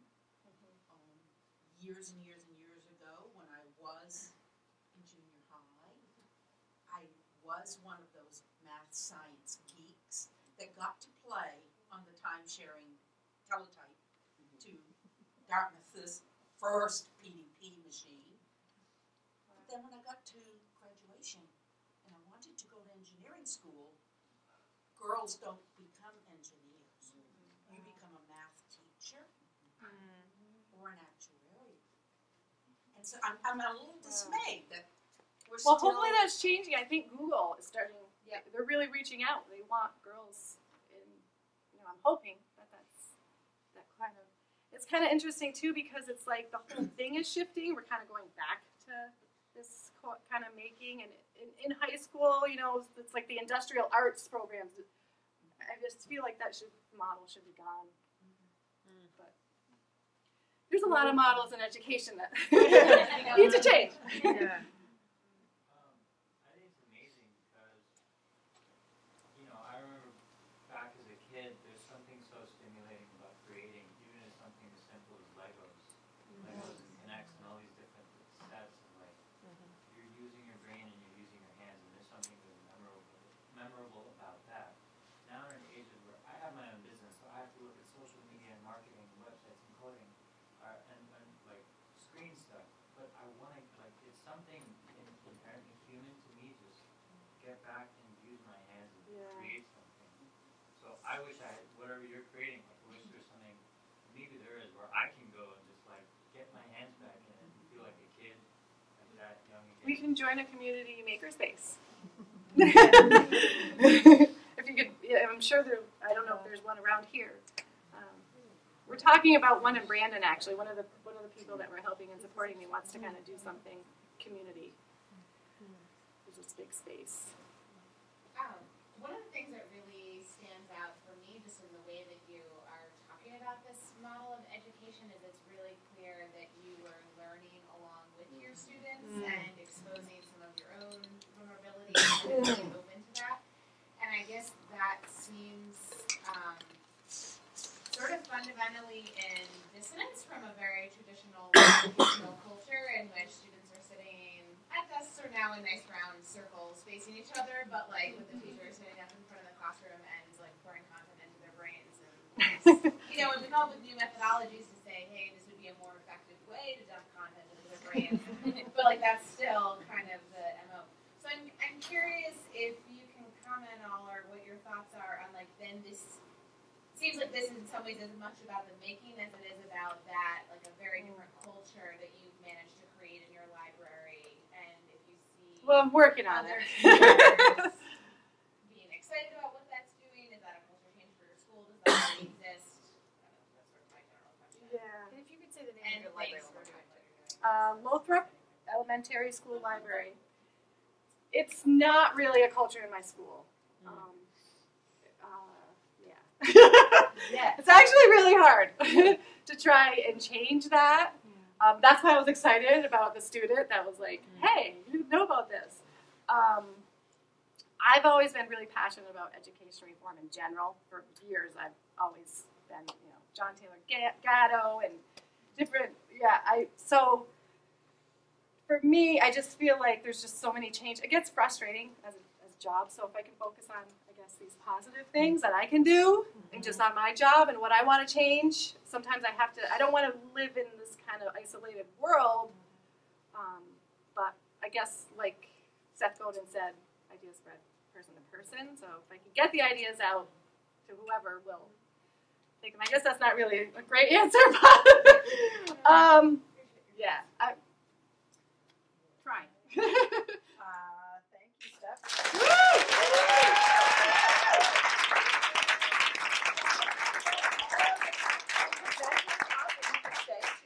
Just come on up and let's just give these guys.